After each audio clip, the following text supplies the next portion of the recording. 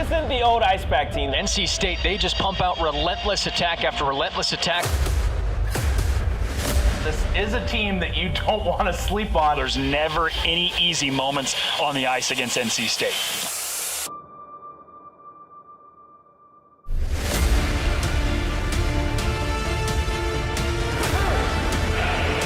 NC State with the goal.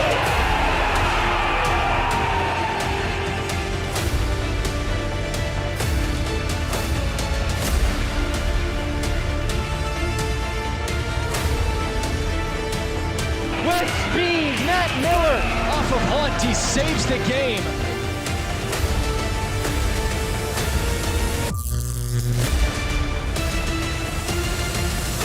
Let's go!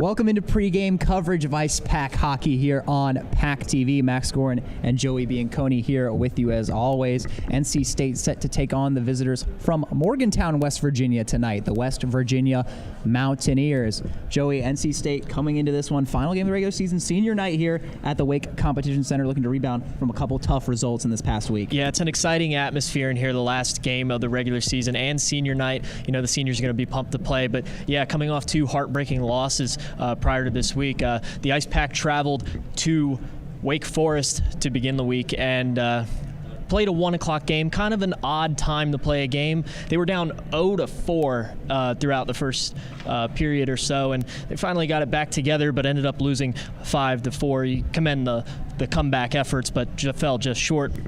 And later on in the week, traveled to UNCW, officially tied with them 2-2, but lost in the shootout, so make that 3-2. So ACHA standings, they get an overtime loss, but ACCHL, they get a tie, which that actually gave them the division win over UNCW. So they did secure that. UNCW also secured a playoff spot. So at least for the Icepack's sake, they do have a playoff spot secured. Yes, as you mentioned, Icepack have won the Carolinas East division of the ACCHL, locking that up with the tie against Wilmington. In the ACHA rankings, unfortunately, they fell down to number 3 in the Southeast and were leapfrogged by now Florida Gulf Coast, who is going to be the 1 seed in the Southeast, and Liberty, who jumped up as well. Florida Gulf Coast actually coming away with 2 wins against Liberty last weekend, but still jumping over the Icepack in the most recent rankings. So in order to get to nationals, they will need a little bit of postseason help unless they get some favorable results from Florida Gulf Coast. I believe they're playing a set of games against Northeastern, so something to look for Icepack fans. Very vital to the playoff push moving forward. Elsewhere in the ACCHL, Virginia Tech wrapped up the regular season championship. I believe the record 8-0-0-1. Very successful. Of course, that one coming in the tie, as it will go down officially here at the Wake Competition Center. That ended up being a shootout win for the Icepack a few weeks ago. But tonight's matchup against West Virginia, I spoke pregame with their head coach, Tyler Kutek, and he said, they're a pretty well-rounded team top to bottom, very good defensively.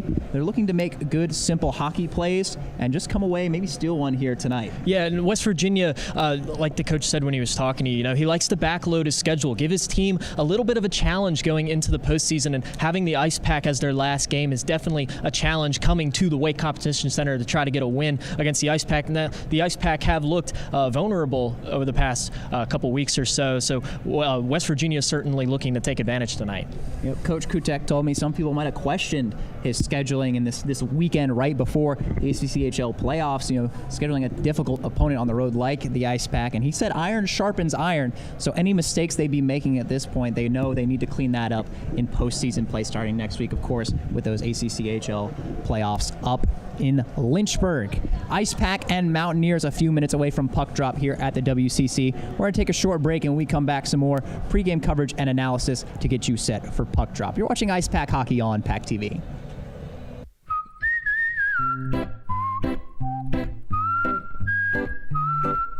At Potbelly, everything you find is a little bit happier. sweeter, fresher, groovier, and yummier. Why? Because at Potbelly, we know it's never enough to just eat lunch. You gotta feed your smile. Swing by for our new turkey club, handcrafted to make you smile.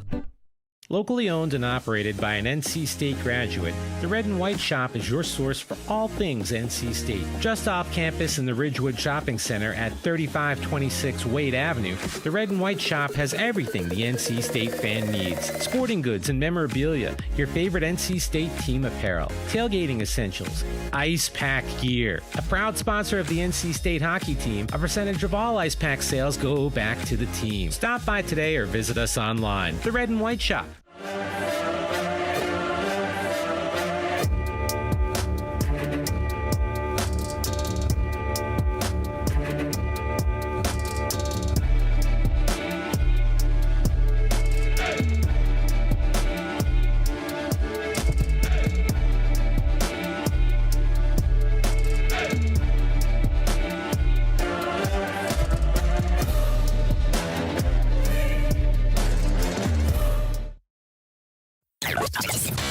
From the top of D.H. Hill Library. Don Diablo. Oh yeah, this is actually like in my studio. WKNC HD3 Raleigh. Hey, what's up and what's going on, folks? This is Kid Kinetic, your boy up here at the top of the hour. And guess what I got? A treat that's too sweet to beat. This is Wolf Bites Radio.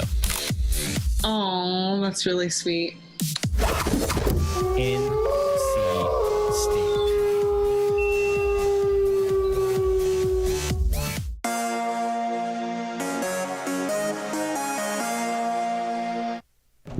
Welcome back into pregame coverage of the NC State Icepack here at the Wake Competition Center.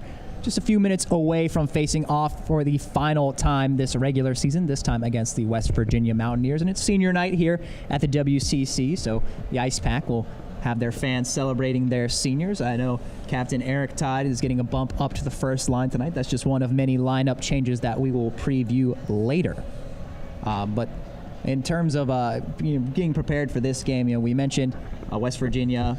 Coach Tyler Kutek was telling me they like to make those simple hockey plays, and that's something that I feel like last week's opponent, East Carolina, wasn't really able to do, and that ended up being their downfall. NC State really kind of stepped on the gas there and ended up coming away with an 8-0 victory.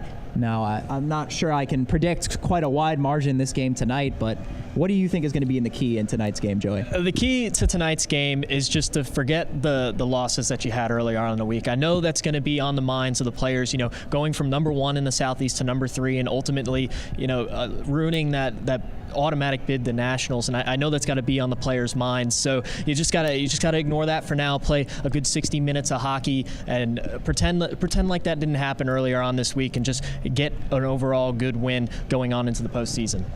Yeah, it's been a tough stretch these last couple of games for the Icepack, who've largely been dominant for a majority of the season. That's something that the fans will likely not forget, even despite the lack of results of last week. And again, one of those was really just a tie against UNC Wilmington at the end of the day in terms of a standings perspective, so not necessarily the worst thing in the world. And the Icepack, they're not going to shy away from any postseason challenges like having to win the ACCHL. Should that be the case to get into nationals, they've done it 3 years in a row. It's been their goal from the beginning of the season to come away with that trophy and win the ACCHL playoffs. This time, they've moved from Winston-Salem to Liberty. Be interesting to see if the venue change, maybe a different home ice advantage, will make a difference. I think that's something we should keep our eye on. But the common saying in coaching is take it one game at a time, right? Go 1-0 today. And that is probably a good methodology for the Icepack if they want to come away with a victory in this one. Yeah, and you got to treat this game like your warm-up game going into the ACCHL or playoffs, if you will, because this team has had such a rough stretch over the last week or so, and they got to get back on track. They got to get back on track to what we've been seeing them do all season so far. Is just play really good hockey, play fast hockey like they like to do. So they got to get back on that horse tonight. They got to go out strong, score some early goals, they love to come alive in a third period. Definitely come alive in a third period like they do. But we'd like to see 60 minutes of them being alive tonight. So overall, just come out and play what the Icepack have been playing all season. But enough about the home team in this one. We'll try to brief some Icepack fans on what they can expect from the opponent from Morgantown, the West Virginia Mountaineers, coached by Tyler Kutek. He gave me a couple players to look out for during the game tonight. Luke Evangelista, Nicholas Mohart, and Ben Murphy are going to be your primary playmakers there for West Virginia. Just a couple names to keep an eye on. Might be making some plays out there for the Mountaineers, trying to get something going. I think it's really important for them if they want to really get the most out of this late season experience to try to get on the board early, especially in an environment like this one. Yeah, they definitely need to be on the positive side of the power play too. They need to stay disciplined. You know, we were talking about that like ECU last week. They couldn't really do that, and that's one of the reasons why they came in this building and lost. So, you know, West Virginia comes in here, they got to stay disciplined. They got to take advantage of the opportunities. If the Icepack give them a power play, they need to score on that power play as soon as they can. So just take advantage of the opportunities given to you. Icepack looking to finish out the regular season strong against West Virginia. We're going to take a short break here on PackTV. When we come back, some final pregame thoughts and analysis before we drop the puck between the Mountaineers and the Icepack. You're watching Icepack Hockey on PackTV.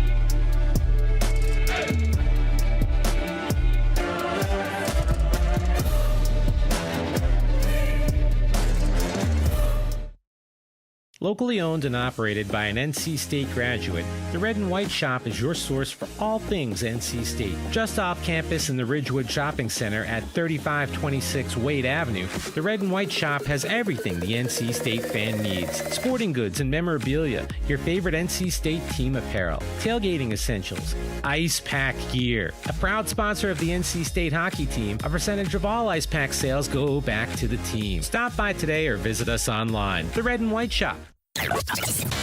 From the top of D.H. Hill Library, Don Diablo. Oh yeah, this is actually like in my studio. WKNC HD3 Raleigh. Hey, what's up and what's going on, folks? This is Kid Kinetic, your boy up here at the top of the hour. And guess what I got? A treat that's too sweet to beat. This is Wolf Bites Radio. Oh, that's really sweet. NC State.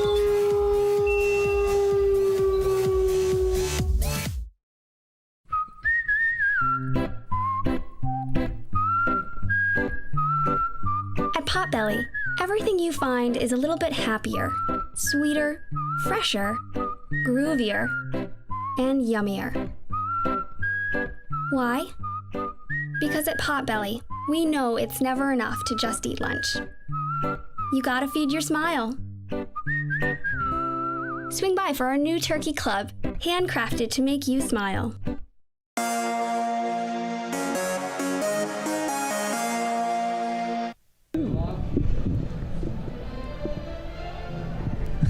Welcome back to pregame coverage of Icepack Hockey here on PackTV. NC State and West Virginia about to face off about 5 or 10 minutes here at the WCC Red Rink. And NC State, you know, last week we saw a couple of young players getting a little more shine in that game against ECU, an opportunity to get them some more minutes, some more ice time against an opponent in a non-division, non-conference game. And one line in particular actually shown pretty well for them. 3 freshmen all lining up together at forward, and that line ended up being pretty productive for the Icepack in that game. What do you think, Joey? Yeah, I agree.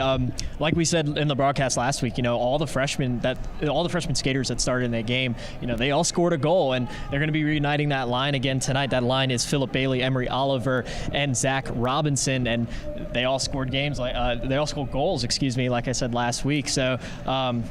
Definitely looking for a spark from that line, and you know it's senior night here at the Wake Competition Center, and again we're highlighting the freshman line again, so it just shows how the future of this program once these seniors are gone is going to be in good hands. Yeah, I mean these freshmen on display once again, but we can't forget about the seniors. They've given so much to this program. Eric Todd in particular, you know, he's designed the Icepack logo, he designed the Icepack whiteout jerseys, and he's just captained this team. Yeah. And it's his final year. This will be his final home game. You know, he started playing home games games back at the old Raleigh Center Ice, and now they're here at the Wake Competition Center. A little bit of an upgrade, if you ask me, but that's just my personal opinion. But he's going to be one of many seniors honored here tonight. A couple more. Joey Davidson, he's going to slot in as an extra forward for Tim Healy's team tonight, so we'll see some action for him as well as many other upperclassmen. Riley Johnson has been a big contributor to this team for many seasons, and they're going to hope to send him off with a bang. Just minutes away from puck drop here at the Wake Competition Center. We're going to take a short break, and we come back. Action between the Mountaineers and the Icepack. You're watching Icepack Hockey on PackTV.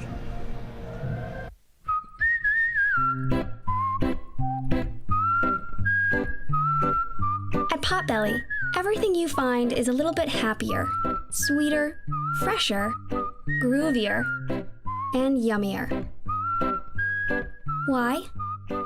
Because at Potbelly, we know it's never enough to just eat lunch. You gotta feed your smile. Swing by for our new turkey club, handcrafted to make you smile. Locally owned and operated by an NC State graduate, the Red and White Shop is your source for all things NC State. Just off campus in the Ridgewood Shopping Center at 3526 Wade Avenue, the Red and White Shop has everything the NC State fan needs. Sporting goods and memorabilia, your favorite NC State team apparel, tailgating essentials, Icepack gear. A proud sponsor of the NC State hockey team, a percentage of all Icepack sales go back to the team. Stop by today or visit us online. The Red and White Shop.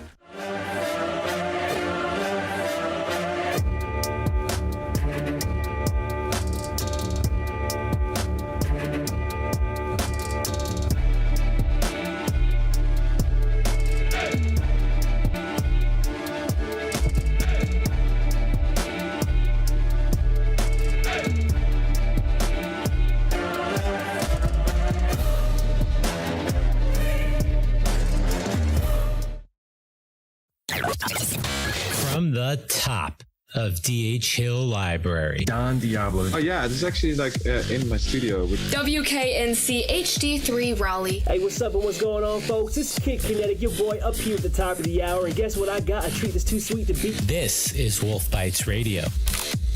Oh, that's really sweet. NC State.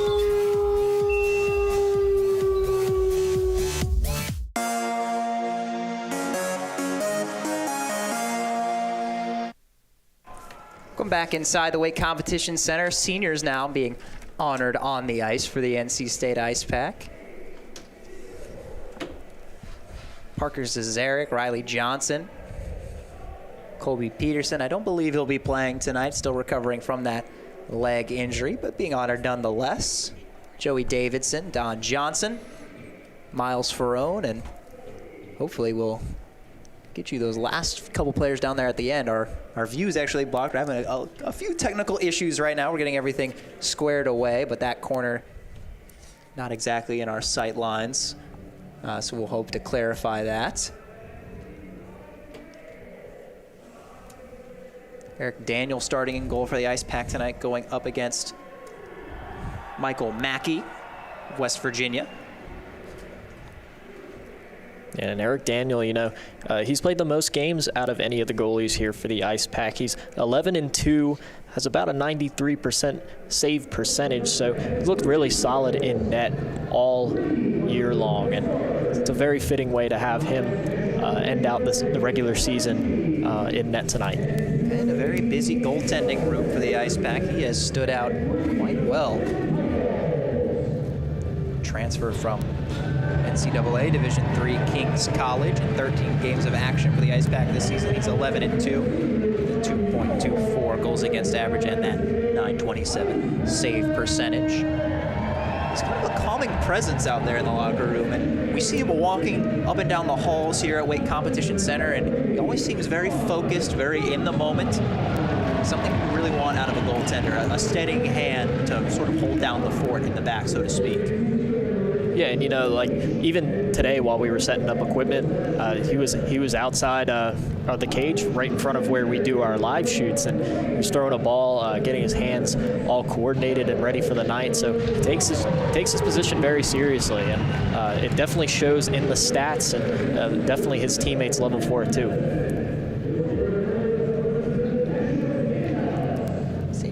festivities continuing here.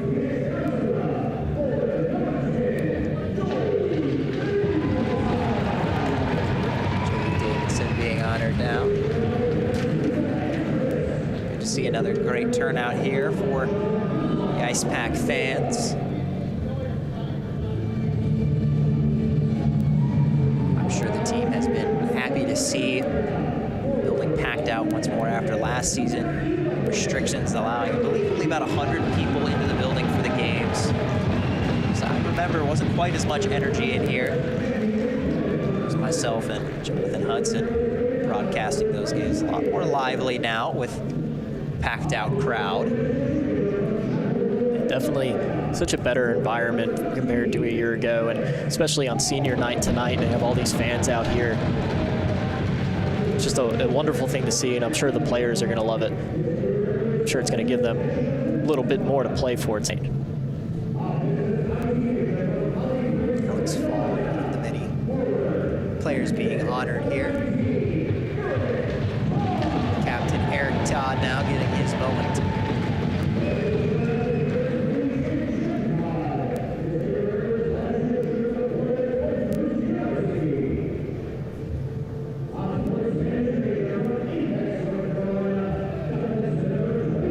Shout out, as always, to H. Wade Minter down between the penalty boxes.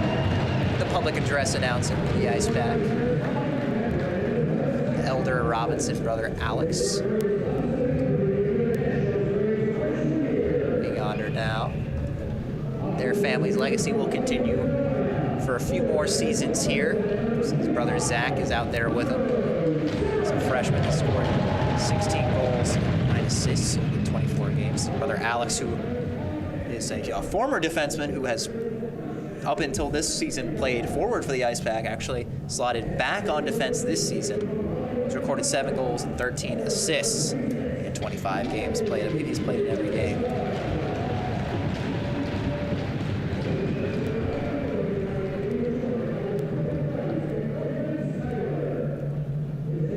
Seem to be running out of room there, actually, in front of the Icepack bench for all the seniors being honored. Gonna need a bigger blue line, expand the rink a little bit. Everyone's taking a big step to the left.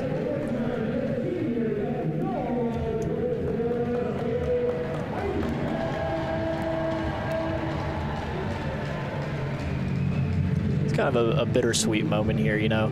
All these seniors and all they've done for the team, you know, we've called their names a lot this season. And we do know the team's going to be left in pretty good hands, though, so we'll definitely have some more good Icepack hockey for years to come.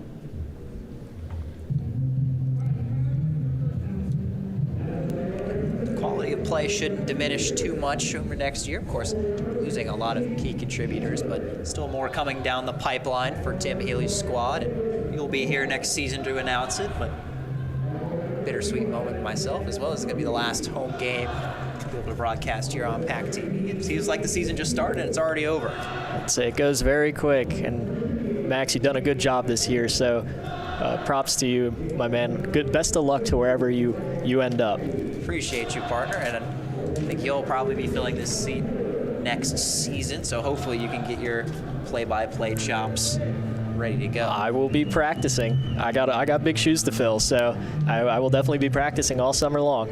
It's far from as difficult as you think it is.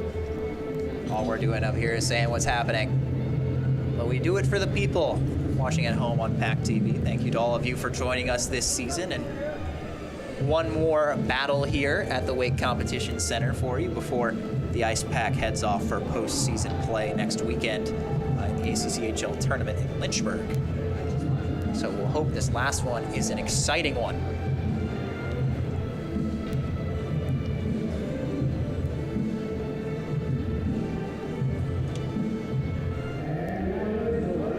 So now the starting lineups being announced by public address announcer H. Wade Minter. And we'll bring you those starting lineups now. First for the home team, the Icepack, Riley Johnson, Parker Cesaric, and Alex Fogg will get things started with Miles Ferrone and Alex Robinson on the blue line. And of course, between the pipes is going to be Eric Daniel, as we mentioned before. On the other end of the ice for the Mountaineers, they're going to be starting out with Chase Shepard, Nicholas Mohart, and Ben Murphy. Mohart and Murphy, two players Coach Kutek mentioned to me before the game. Could be some impact players for the Mountaineers. On their blue line, it's going to be James Beal and Dana Martin. And, of course, Michael Mackey in net. So those are your starting lineups as they throw it to the national anthem downstairs. We'll take one final break. And when we come back, puck drop between the Mountaineers and the Icepack. Don't go away.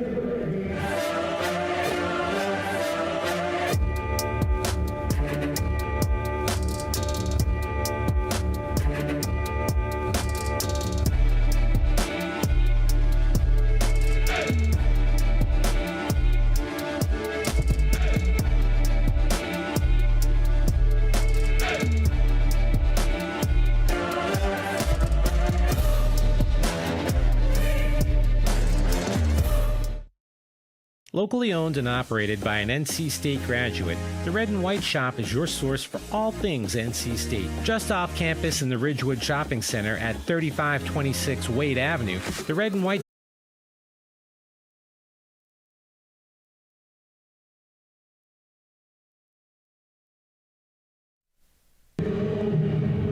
just about underway here at the Wake Competition Center. Actually, we've got a couple of our technical issues actually resolved here just in time for you on PackTV, so we can bring you the latest and greatest product as always.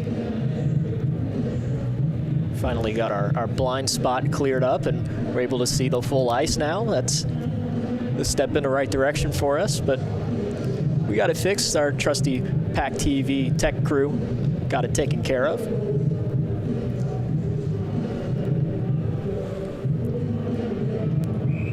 Player to watch tonight, Philip Bailey, last week here against ECU. Scored a couple of goals, including his first career one. Almost had a hat trick, if I remember correctly. He was just buzzing all over the ice there late, trying to get that third one in after struggling first couple games to finally get those yellow skate laces off. I know I probably bring it up just about every game, but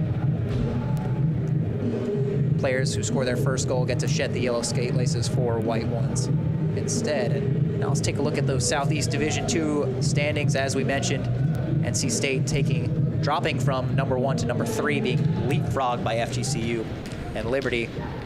And there is a chance they could still sneak back up there and get that auto bid, but until then, they're just going to have to do the best they can to get results. As right off the opening face-off, West Virginia generates a scoring chance, but looks to be shut down by Eric Daniel. And you mentioned there's still the small chance that the Icepack still could sneak back up into the top 2. Now, Liberty, their D2 team is done with their season, unfortunately for the Icepack, but Florida Gulf Coast still has 2 games. They're actually playing one tonight and one tomorrow versus Northwestern. So if they lose both those games, there still could be a chance the Icepack could sneak through. They got to get through this one tonight, though. Battle in the corner now. Fong and Johnson digging away. I believe it's pinned to the boards by Johnson. Squirts out into the slot. Knocked down by Fong. Eventually is going to be picked up and cleared. Turned over in the neutral zone. Fong is after it, but can't reel it in. It's dumped back into the Icepack zone. Long pass through the middle. Chipped in by Matt Miller. Went after it, Solomon. He tries to center. Good stick there by the West Virginia defender. Now Alex Evans will dump it in for West Virginia. Battle along the near side boards and dribbles out behind the net. Don Johnson will attempt to clear. Kept in at the point. Played along behind the net where Miller will backhand it ahead to the captain, Eric Todd, in his final home game. Through the middle, he's trying to connect with the other captain, Chris Solomon. He'll chase it down to the right circle and fire a shot on that is saved by Michael Mackey.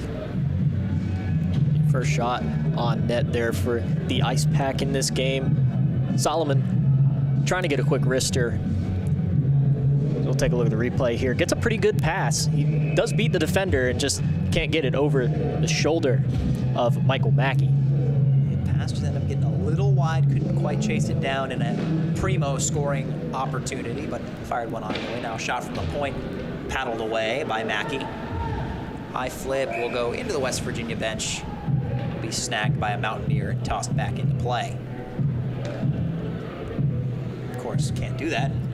Not get a whistle, so they'll bring it back into the West Virginia zone. Be face off to the blocker's side of Michael Mackey. Draw one by the Icepack, back to Hugo at the left point. We'll get it back from Johnson, fire a wrister. It gets caught up in some skates. No one can seem to find it. Eventually, Arini will drag it out outside the right circle. He hands it off for Johnson, Riley Johnson. Take it to the top of the slot, feed it all the way back around for Arini. Poke check gets back to Don Johnson. Riley Johnson behind the net tries to make a move. He sends it back to the right point. Don, his wrister's blocked. Arini keeps it in. Riley looking for Zazarek. Arini's got it now. He'll feed it down low for Johnson. Johnson looked like he was going to try the lacrosse move, couldn't pick up the puck. Hugo will get it back at the left point now. He'll send it in for Arini. Icepack will get some fresh bodies on. Oh, miscue at the blue line. West Virginia is able to clear it out. Icepack lucky to collect that puck back. It could have been a dangerous opportunity for West Virginia. Zach Robinson looks to sidestep a defender, is pinned, but unable to sneak by. Now that wrister's on. It's loose out in front. Still hacking away at it was Zach Robinson, but cleared out of trouble by the Mountaineers. Another shot on. Robinson will pick it up at the left circle. Dish it off for Oliver. Oliver looking for Philip Bailey. Just missed him. Reversal of the puck now. Oliver's got it in the corner. He tries to feed it through the middle. Robinson's got it. He'll try to make a move to the net. He's steered off of it. Frosch sidesteps the defender, and the puck goes flying up into the roof, where that will be a stoppage. Nice. About once a game where the puck will hit the rafters here.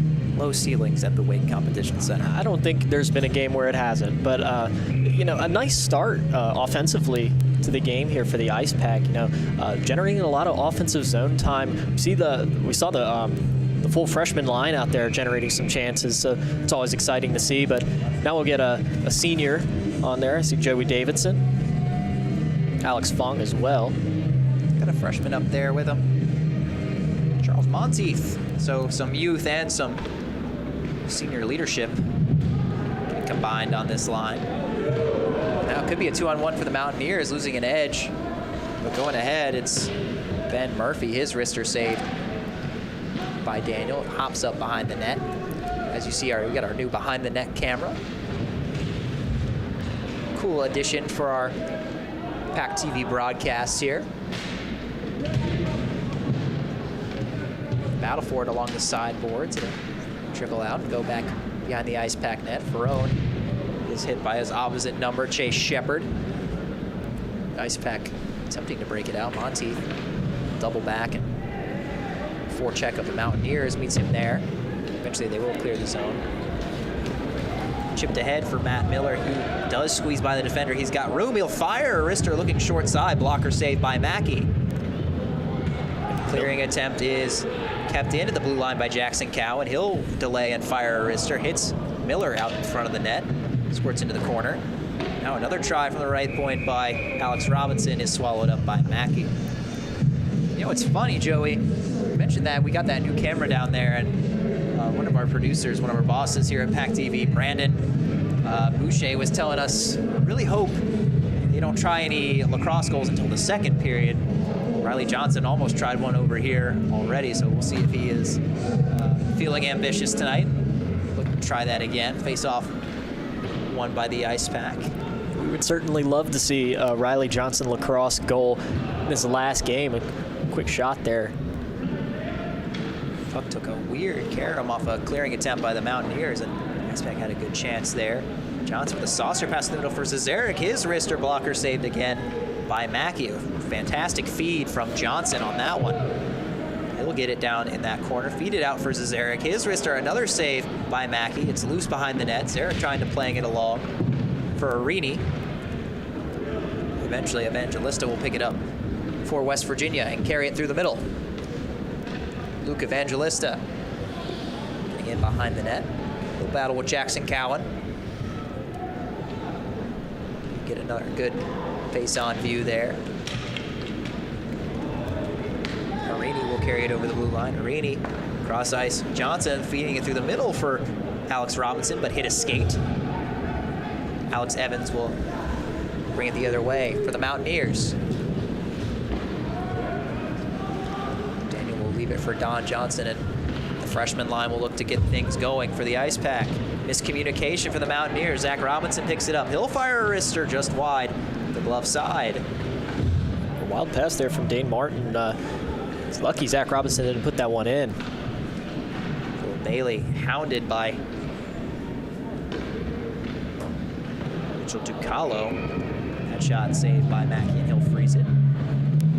I believe this is the second time we're seeing this all-freshman line tonight, and every time they're on the ice, even last week, they just generate so much offense. As you see here, Zach Robinson with a quick shot, fended off.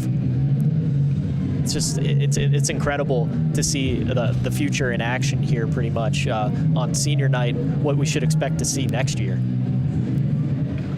Face-off won by the Icepack and just barely kept in the blue line before being pushed ahead by Ty Buckley. Mountaineers will need to regroup before moving forward. Good stick by Philip Bailey to deny that breakout pass. Mountaineers do just make it into the neutral zone before being rebuffed by the Icepack, and their breakout attempt will go all the way the length of the ice. No icing signal from the officials, so they'll play on. Zach Robinson feeding it ahead for Bailey. Bailey taking it wide on his backhand side. Not able to do much with it. And Buckley will take it the other way. Buckley firing a cross-corner dump. Stankiewicz hounded by Don Johnson in the corner. They finally free it up. Stankiewicz will dish it off. Shot by Murphy. Easily swallowed up by Eric Daniel. Second save of the night here, about 7 minutes into this one. A quick shot by West Virginia there. Finally able to generate an offensive chance. We saw them generate the first one in this game and hadn't been back on their side since, so it's refreshing for the West Virginia team as Daniel will just cover it right off the face-off again. We'll do it again. Yeah, that one leaked right in on him. Right off the draw, but he was quickly able to recover. So Fong will face off once more with Nicholas Bohart. Face off won by Fong. Pass for Monteith, and he'll leave it for Frosch. Frosch plays it ahead where Bressingham will dump it in. Going to retrieve it, Monteith. His centering try. Intercepted by Murphy. Big hit laid by Ricky Frosch on Ben Murphy. Right in front of the West Virginia bench. Long pass looking for Shepard. Bounces off his stick and into the NC State end. They will converge on it and break out. Monteith for Bressingham. Turn to sender. Now Bressingham will fire a tough ankle shot. It's loose behind the net. Monteith, good puck possession. Skirts around the defender, fires a shot, blocked. Deflects into the corner. Chase it down, kept in at the right point by Alex Robinson. He gets it back. Robinson stick handles, he waits, drags around the defender. Feeds it out in front. Monteith's got a shot. His wrister deflects high. Ooh, a good look there for Charles Monteith, but unable to bury it. Big hit laid by Chris Solomon on Luke Evangelista. Icepack playing a physical game tonight now. Collision there. Monteith a little slow to get up for NC State, and the Icepack will enter offsides. I love to see those big physical hits, one by Frosch and one by Solomon. We'll take a look at the replay here. Actually, we'll see I believe it's the Monteith chance from earlier. There's a Frosch hit right there. Frosch. Big hit to the upper body, totally legal. What a hit by the junior there from Long Island. You know, played pretty good hockey there from up north. Definitely take a look at it one more time. There's the Solomon hit. Lit up by Chris Solomon there, fresh off the bench, and he had murder on his mind, so to speak. Face-off won by the Mountaineers in front of their own zone. Feet ahead for Patrick Brown, a little too hot. Eric Todd loses an edge, but recovers quickly to clear the zone.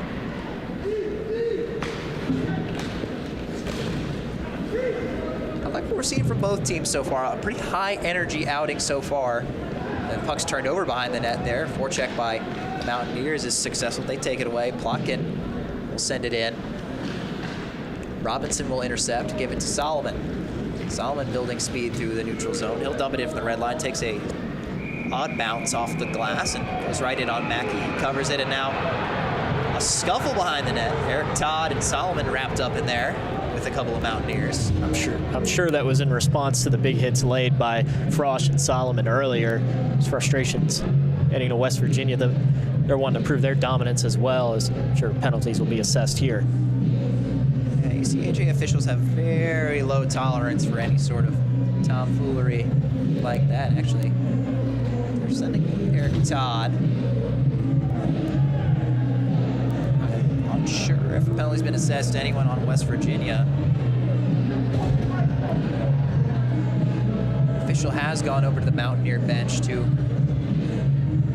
pick up the offending party. It's going to be Isaiah Forsyth, number 44.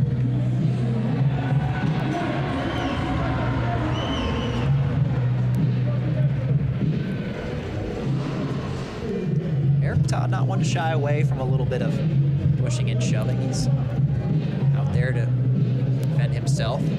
Yeah, we've seen him in quite a few scuffles this season. He's been ejected in one of the games, and out early in this one. And there's no better way to make your mark in your last game than getting a fight and getting this crowd riled up. So actually, it looks like there's going to be a power play for the Icepack. Is also sitting for West Virginia.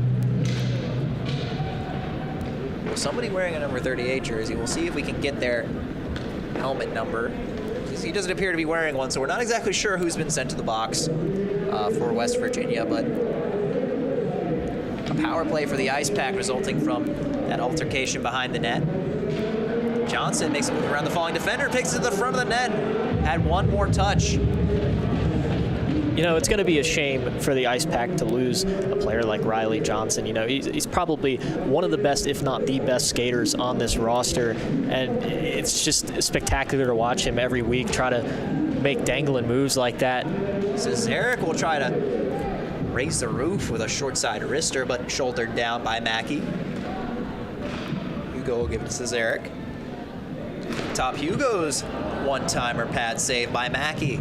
He's looked solid in the pipes for West Virginia. Cesaric on the left circle. He'll fire another wrister just high. Puck kept in at the right point. Solomon's wrister gets deflected by, I believe, a West Virginia stick along the way, but quick reaction time by Mackey to keep that one out. Icepack will not stray far from the offensive zone. They'll bring it back in. Johnson in the right corner. Feeds a saucer pass out in front. Arini can't handle it. Gets to Zarek outside the left circle. He'll go cross ice. Solomon top of the right circle. Feeds it in front, just wide. Icepack still maintaining the pressure. Cesaric up top. Hugo will fake a couple times. Give it back to Cesaric. He's looking. Fires a low wrister just wide, but again, the Icepack will keep it in. Hugo trying to get around Alex Evans. Solomon and Hugo play catch around Evans, and now gets back to Zarek on the left side. Cesaric for the one-timer on the back door, just couldn't connect there. It's still loose out in front, but unable to put it over the line was Riley Johnson. Again, Icepack still keep it in. Power play expiring now. Cesaric back for Solomon. He tries to feed it in for Johnson. Johnson's got it now. Inside the left circle, going cross ice, looking for Solomon. Can't find him. Solomon's got it now. Zarek leaves it on a tee for Johnson, and he scores! Oh, what a great team play by the Icepack to leave Riley Johnson on a tee out in front, and he buries it top left corner to take a 1-0 lead. Well, what a pass that was by Parker Cesaric. You know, he was out there in front of the net. He was one-on-one with the goalie. Saw that Mackey really didn't have too much space, and chooses to give it to his teammate Riley Johnson, who's going up the middle by himself. Look at this replay. Just puts it over the shoulder of Mackey, and no chance for Mackey to save that off the one-time pass. Just a beautiful play overall. Riley Johnson nets a goal in his final game. You got to love to see that. There's just something about the dynamic between Cesaric Solomon and Riley Johnson. Those three always seem to know where the others are on the ice at all times, constantly creating offense. And now some kind of discussion occurring at center ice between the officials, maybe regarding the penalty situation. Bringing Isaiah Forsyth back into the box. We'll take another look. The power play had expired for the Icepack. Eric Todd is no longer sitting in the box. So I'm not exactly sure what the 5-on-5 again on the ice. Maybe it's some sort of misconduct or something like that. We don't get all of the penalty announcements up here in our announcer's window, so to speak. But regardless, back to full strength, and West Virginia looking to respond after giving up the first goal of the game. Riley Johnson's 10th goal of the season. Here comes Philip Bailey from a tough angle. His low shot swallowed up by Mackey. Primary assist will go to Parker Zazarek. His 22nd assist, 38th point of the season. That secondary assist will go to Chris Solomon, adding to his team-leading total with his 52nd point of the season in 25 games. Yeah, and you mentioned that dynamic between Zazarek, Solomon, and Johnson. And for Icepack fans' relief, we will see Solomon and Zazarek both back next year. They're both juniors, so...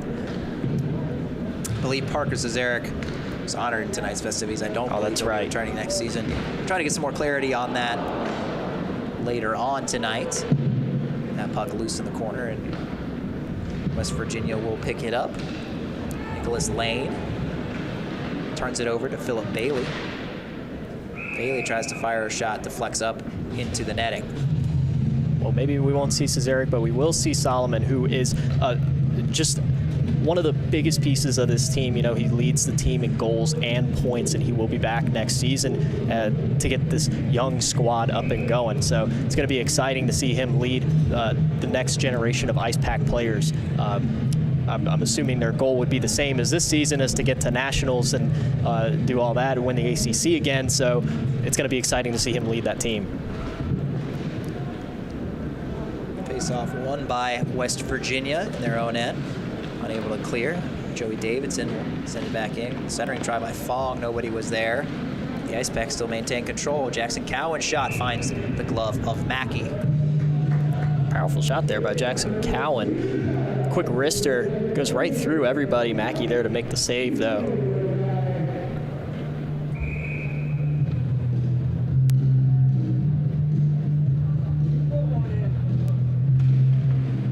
Draw to the blocker side of Mackey, won by the Mountaineers. Tyler Pyatt playing it along. Taken away by Alex Robinson. His drive from the right point again skips into the glove of Michael Mackey for another stoppage. The Icepack still putting on a dominant performance here in the offensive zone. Shots on goal right now, 14 for the Icepack, only 2 for the Mountaineers. So Mountaineers definitely need to get their offense going if they want to have a chance in this game. You know, they are the underdogs coming into this, and Coach did say before the game that they need to play good, smart hockey and just make the simple plays. And so far, they're not really doing that on the offensive side. Only 2 shots generated so far. Eric Daniels been over there wanting some attention and hasn't really gotten it yet so far. Puck kept in by Alex Robinson. A nice move to nutmeg the defenseman and keep it in. Robinson will get it back at the point. He'll fire a slap shot. Goes just wide to the glove side. West Virginia really struggling to clear their lines so far in this one. Similar showing of how the Icepack dominated, puck possession against ECU last week, I should say. I don't think West Virginia is as bad as getting it into the offensive zone as ECU was. They do have some chances here, but West Virginia is just struggling to get some line changes. Those skaters out there are very tired. And see the Icepack just immediately clears the zone again. Yeah, long stretch pass from Solomon, was looking for Eric Todd, but glove down at the last moment. The Icepack, they feast on those long stretch passes, so defenses need to stay on their toes to avoid those 3-line passes from getting through. Kept in by Johnson, but looks like it will be cleared by the Mountaineers. Back into the Icepack end. Hugo will turn and feed it for Miller. Goes off his skate. And now an uncharacteristic turnover. The Icepack Mountaineers could have a chance, but whiffing on the shot was Patrick Brown. Now Solomon picks it up with some speed on the left side. He tries to make a move to the front of the net. Great stick at the last moment by, I believe it was Josh Plotkin, getting back to break that one up for the Mountaineers. Yeah, not very many highlight plays on defense for the Mountaineers so far, but Plotkin able to get a stick in there and force the turnover there by Solomon and save Mackey from having to make a difficult save. His pass intercepted, but continuing his momentum, almost took it away. Cycle around the zone before Johnson rips it across ice for Arini. Arini for Zarek. Zarek over the blue line. He'll go cross ice looking for Johnson. It'll fly up into the protective netting here at the WCC. That one could have shattered one of our windows up here. Good competition center. Luckily, we have the protective netting, and you know, there's not actually protective netting in front of where we're sitting. So if that were just be a few feet over, I would certainly hope no one's sending a puck this high. I would right certainly over the hope bench, not either. We would be in trouble. You would never know. That would be something. Arini's got the puck in the corner off the face-off. He hands it off for Ricky Frosch. Frosch dances around defender, sending it all the way around for his D partner, Miles Ferrone. And Ferrone immediately sending it back, trying to get it in deep, but a few Mountaineer sticks able to poke that one back into the neutral zone. Just under 5 minutes to go in this period. NC State with the 1-0 advantage on the Riley Johnson goal. Arini searching for the puck. He finds it in the corner. He'll take a spill, and that's going to be a penalty coming up against the Mountaineers, and touch up on it there. So another man advantage for the Icepack with 4:25 to go here in the first.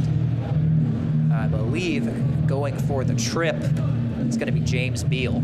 Yeah, you see, just puts the stick in his skates right there and actually pushes him over on top of it too. Just something the Mountaineers can't really do when they're down 1-0 and being dominated on the shots, 14-2, and you would have to expect that the Mountaineers aren't really going to get any offensive ice time off of this. So that's 2 minutes drained off the clock, and by the time they get their extra skater back on, they're going to have just over 2 minutes to try to get something going before the intermission. Holding the infraction against James Beal, setting up NC State's second power play of the night. Technically unsuccessful on their first try, scoring a few seconds after it expired. That Riley Johnson goal. That one just deflected out of the zone, so they'll exit and reset. Big hit there on the blue line by Eric Todd. Yeah, Todd getting some power play minutes here. Atypical power play unit for Tim Healy's team. Eric Todd, Matt Miller, and Zach Robinson are the forwards, with Cowan and Robinson on the back line. Alex Robinson will hand it off for Matt Miller. He'll circle around and fire a short side wrister, trying to pick that corner, send it just a bit high. Alex Robinson, he'll feed one out in front. Hot rebound, trying to corral it, throwing it off the back of the goaltender, and he scores! Matt Miller with a heads-up play to bank it off the back of Michael Mackey. And that power play goal makes it 2-0. Matt Miller playing a little bit of pinball out here with that puck. It sees the goalie Mackey. He's kind of sticking out more towards the top of the blue paint there, leaving the net a little bit open, and Matt Miller just banks it off the back of him. We'll take a look at the replay here. Initial shot on goal there. Miller picks it up and goes behind the goalie, and yeah, Mackey's just at the top of that blue paint there. Nothing much he can really do about that. Miller just banks it off the back of him and makes it a 2-0 hockey game with 3:25 left. So successful power play there, 1 for 2 on the night. Mackey unable to seal that post off the rebound. Miller takes advantage for his 15th goal of the season. Don Johnson now gaining some speed to the neutral zone, feeding it out in front, looking for Philip Bailey. Puck will trickle all the way back into the NC State zone.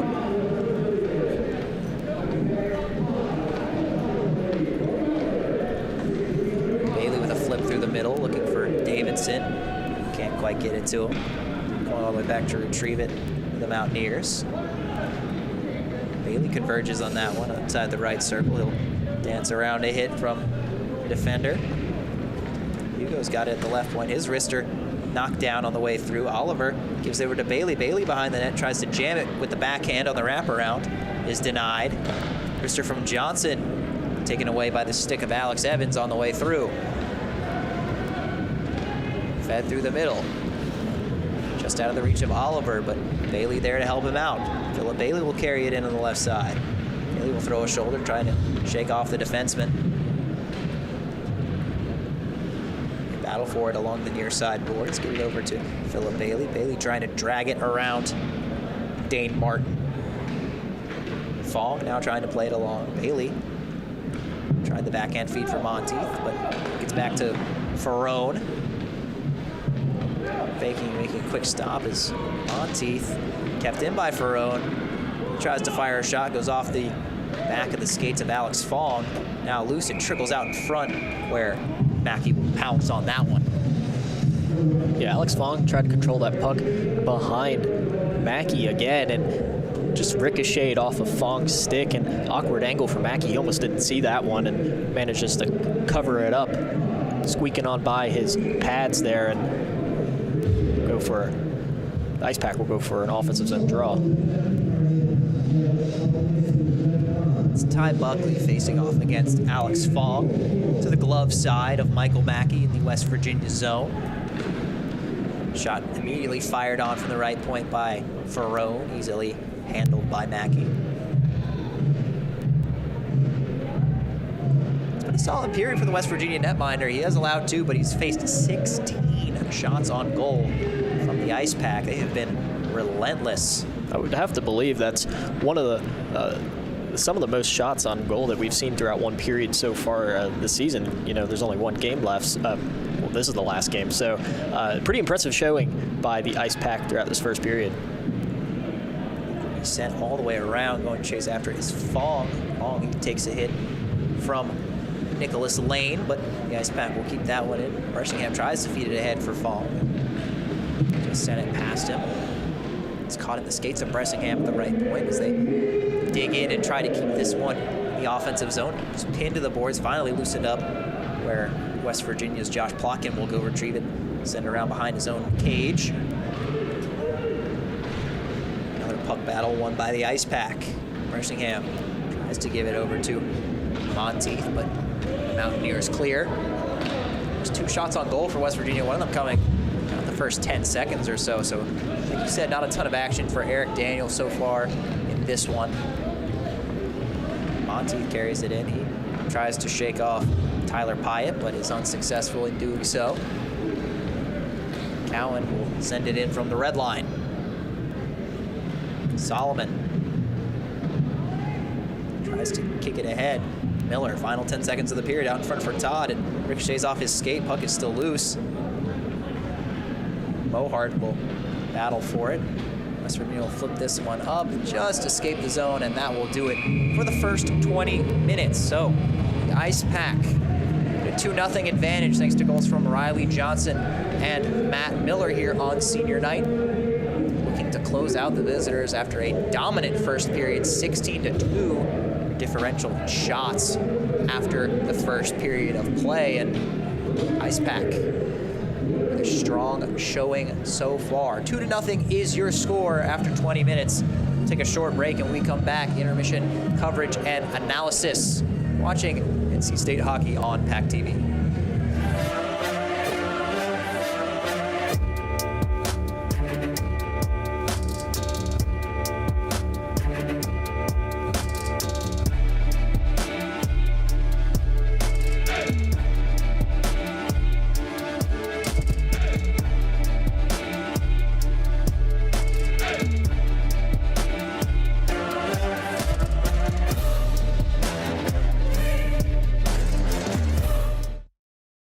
Locally owned and operated by an NC State graduate, the Red and White Shop is your source for all things NC State. Just off campus in the Ridgewood Shopping Center at 3526 Wade Avenue, the Red and White Shop has everything the NC State fan needs. Sporting goods and memorabilia, your favorite NC State team apparel, tailgating essentials, Icepack gear. A proud sponsor of the NC State hockey team, a percentage of all Icepack sales go back to the team. Stop by today or visit us online. The Red and White Shop. From the top of D.H. Hill Library, Don Diablo. Oh yeah, this is actually like in my studio. WKNC HD3 Raleigh. Hey, what's up and what's going on, folks? This is Kid Kinetic, your boy up here at the top of the hour. And guess what I got? A treat that's too sweet to beat. This is Wolf Bites Radio. Oh, that's really sweet. NC State.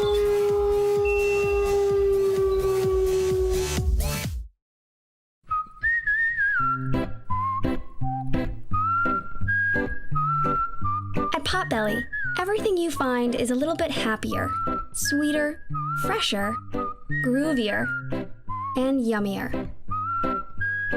Why? Because at Potbelly, we know it's never enough to just eat lunch. You gotta feed your smile. Swing by for our new turkey club, handcrafted to make you smile.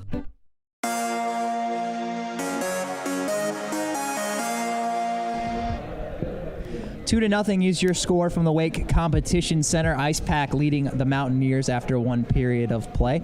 Pretty dominant period of action there. Max Gorin and Joey Bianconi here on PackTV with you as always. And actually, we've got a good conglomeration of Icepack players just off to the side watching the intermission shootout going on. Apparently, if someone manages to make a full ice shot, they'll win $50,000 courtesy of Bull Market. So that's exciting. Yeah. All the boys out of the locker room. I wish you could see how many. There's probably about 10 people out here just looking through the window, just fresh off the ice, seeing if somebody can manage to win this $50,000. But regardless of that, get back to the actual game. 16-2, as I mentioned at the end of the period, the advantage in terms of shots for the Icepack. Playing a fantastic game so far.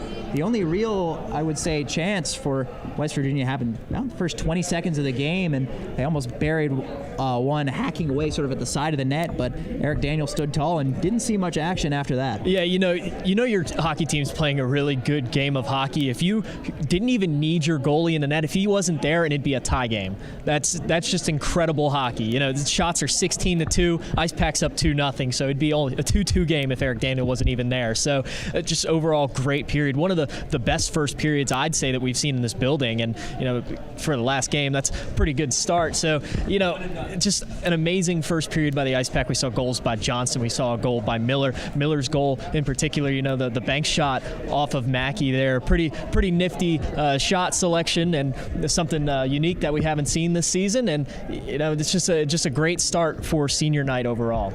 If I had to choose one to be the highlight, I would go with the Johnson goal just because of the great teamwork between him and Solomon and Cesaric. They just seem to have a psychopathic connection out there on the ice. They seem to know exactly where their teammates are at all times, able to make all these incredible saucer passes and no-look dishes. And Matt Miller, sort of on the opposite end of that, just follows up that shot, that rebound, stayed with the play and ended up getting what they would call, I believe it was the UNCW coach you spoke to a couple weeks ago, dirty garbage goals, as he called it, just hanging out in the right areas at the right times, able to bang that one home, and that made it 2-0, and that got us to where we are now.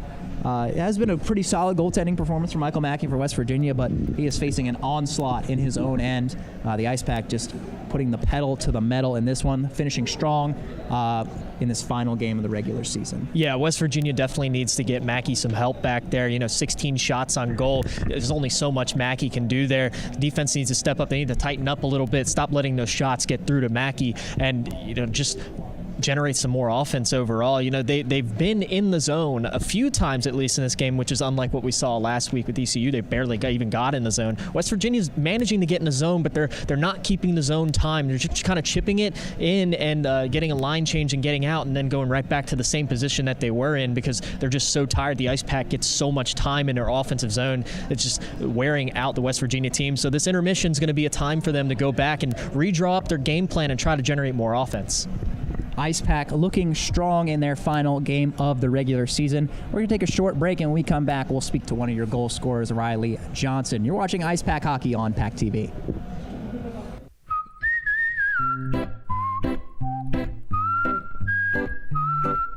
At Potbelly, everything you find is a little bit happier, sweeter, fresher, groovier, and yummier. Why? Because at Potbelly, we know it's never enough to just eat lunch. You gotta feed your smile. Swing by for our new turkey club, handcrafted to make you smile.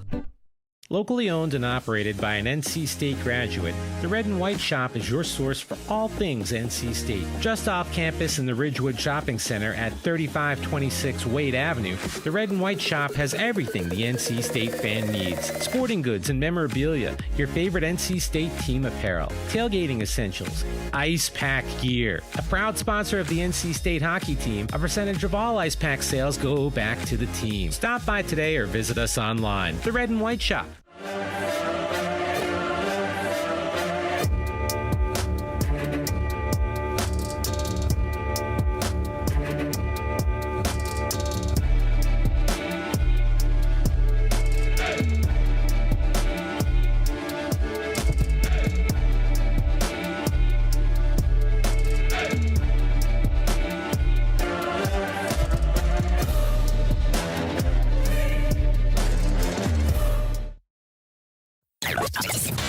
From the top of D.H. Hill Library. Don Diablo. Oh yeah, this is actually in my studio. WKNC HD3 Raleigh. Hey, what's up and what's going on, folks? It's Kid Kinetic, your boy up here at the top of the hour. And guess what I got? A treat that's too sweet to beat. This is Wolf Bites Radio. Oh, that's really sweet. NC State.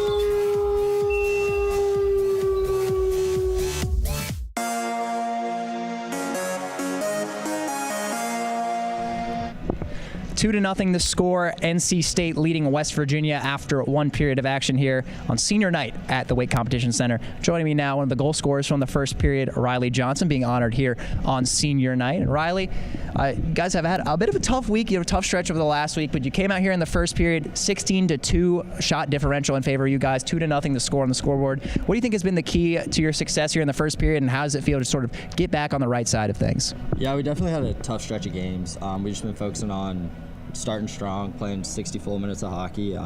Really wanted to pride ourselves on the start, come out fast, and I think we've been doing a good job so far, so hopefully they keep coming.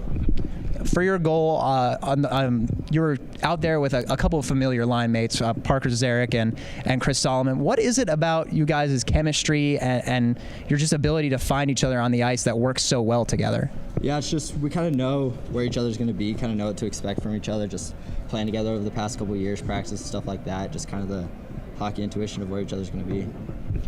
This is your final year here with the Icepack again. You're being honored here, first senior night.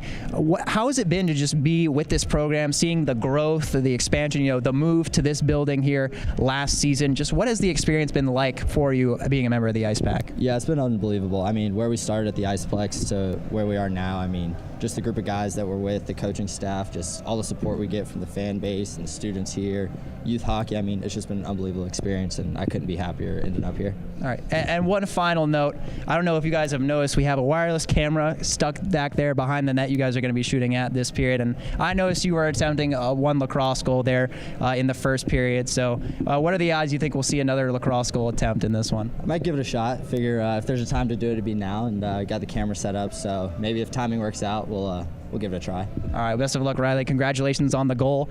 NC State leading 2-0 over the West Virginia Mountaineers here at the Wake Competition Center. We're going to take a short break. When we come back, highlights and more intermission coverage here on PackTV.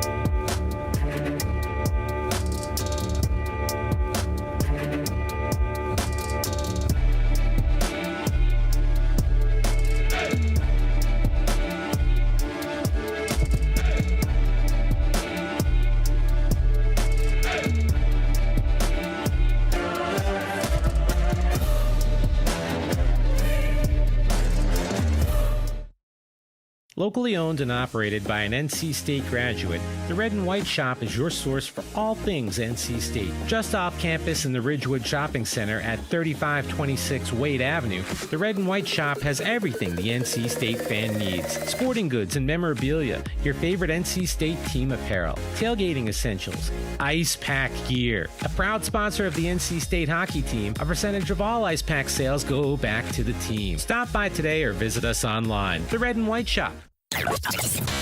From the top of D.H. Hill Library, Don Diablo. Oh yeah, this is actually in my studio. WKNC HD3 Raleigh. Hey, what's up and what's going on, folks? This is Kid Kinetic, your boy up here at the top of the hour. And guess what I got? A treat that's too sweet to beat. This is Wolf Bites Radio. Oh, that's really sweet.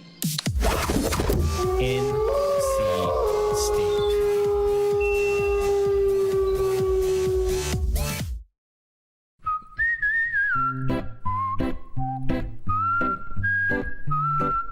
At Potbelly, everything you find is a little bit happier, sweeter, fresher, groovier, and yummier.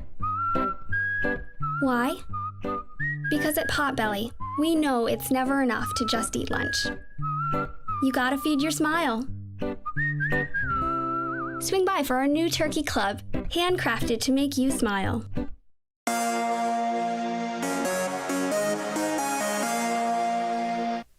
Back inside the Wake Competition Center, where the Icepack are leading 2-0 over the visitors from Morgantown, as we take a look at some of the highlights from the first period of action. It was one that NC State was controlling from the get-go, just chances on chances on chances, and led to a 2-0 score up on the board after 20 minutes. Yeah, you know, it's been a first period where we've seen a lot of different things from this Icepack team. The only thing we really didn't see was defensive play, because they really didn't need to do it. You know, we saw a lot of good offensive chances. We saw big hits in the neutral zone, big hits on the blue line by Ricky Frosch and Chris Solomon, you know, laying out the physicality. We've been lacking the physicality here the last couple of weeks in the building, so it's nice to see some big hits back here, and you know, just overall really, really solid play by everyone on the team.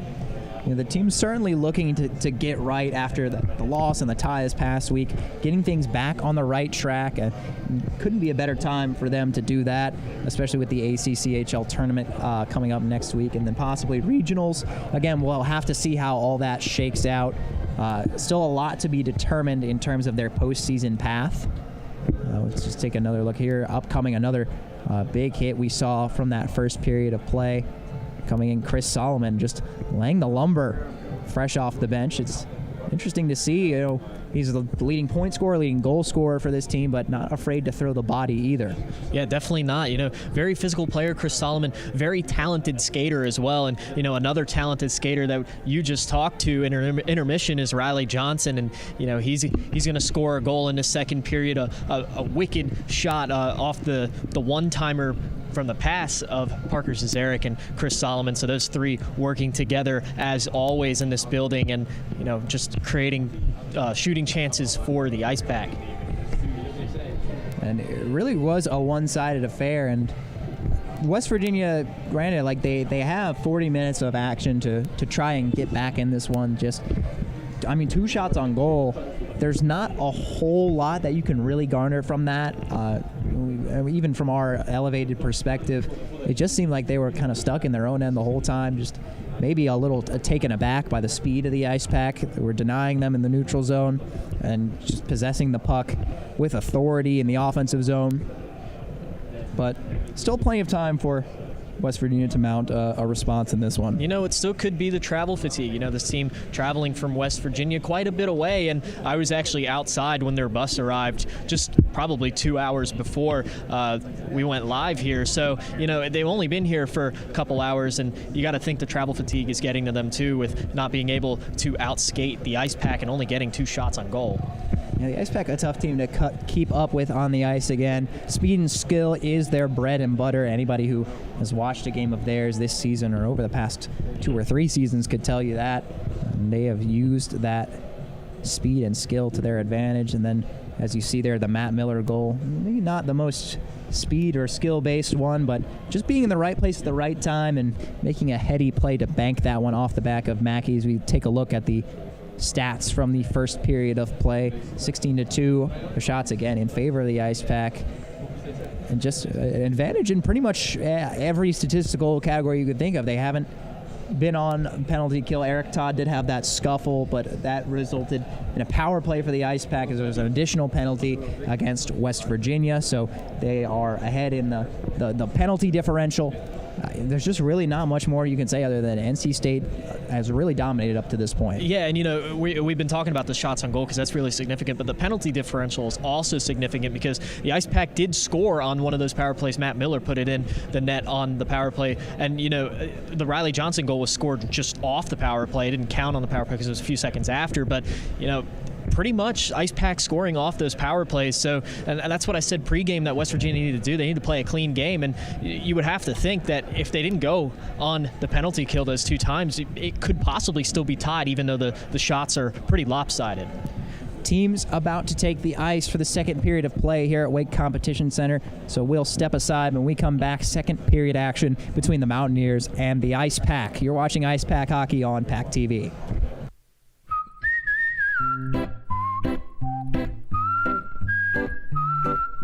At Potbelly, everything you find is a little bit happier, sweeter, fresher, groovier, and yummier.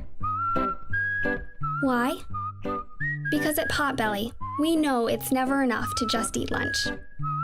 You gotta feed your smile. Swing by for our new turkey club, handcrafted to make you smile.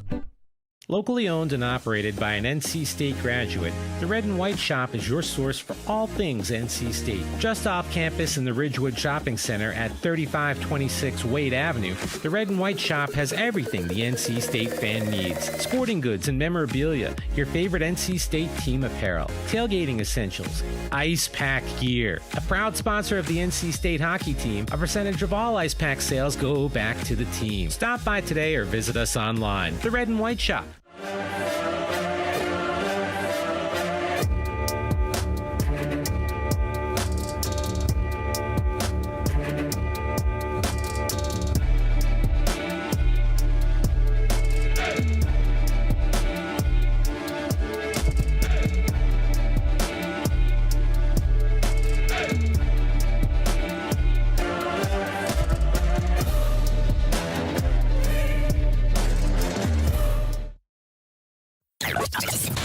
From the top of D.H. Hill Library. Don Diablo. Oh yeah, this is actually in my studio. WKNC HD3 Raleigh. Hey, what's up and what's going on, folks? This is Kid Kinetic, your boy up here at the top of the hour. And guess what I got? A treat that's too sweet to beat. This is Wolf Bites Radio.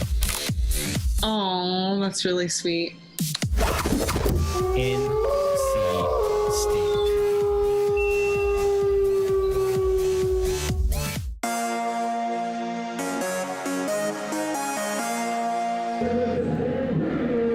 Back inside the Wake Competition Center Red Rink, where we are about to get underway for the second period between West Virginia and NC State, the final regular season game for the Icepack. Senior night in Morrisville.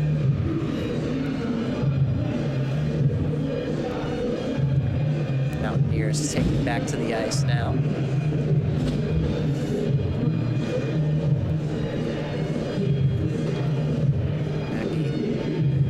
Them onto the playing surface. He made a solid first period, 14 saves on 16 shots. Another strength for the Mountaineers, mentioned by their coach Tyler Kutek. You see them getting warm there at the end of the ice via our wireless camera.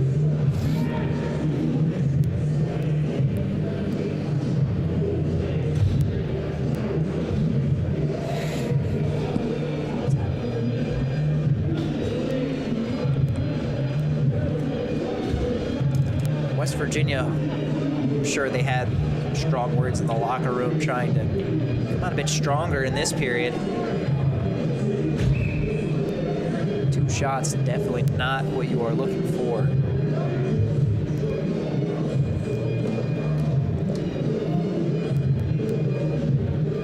So they'll attempt to pepper a few more on Eric Daniel in this second frame.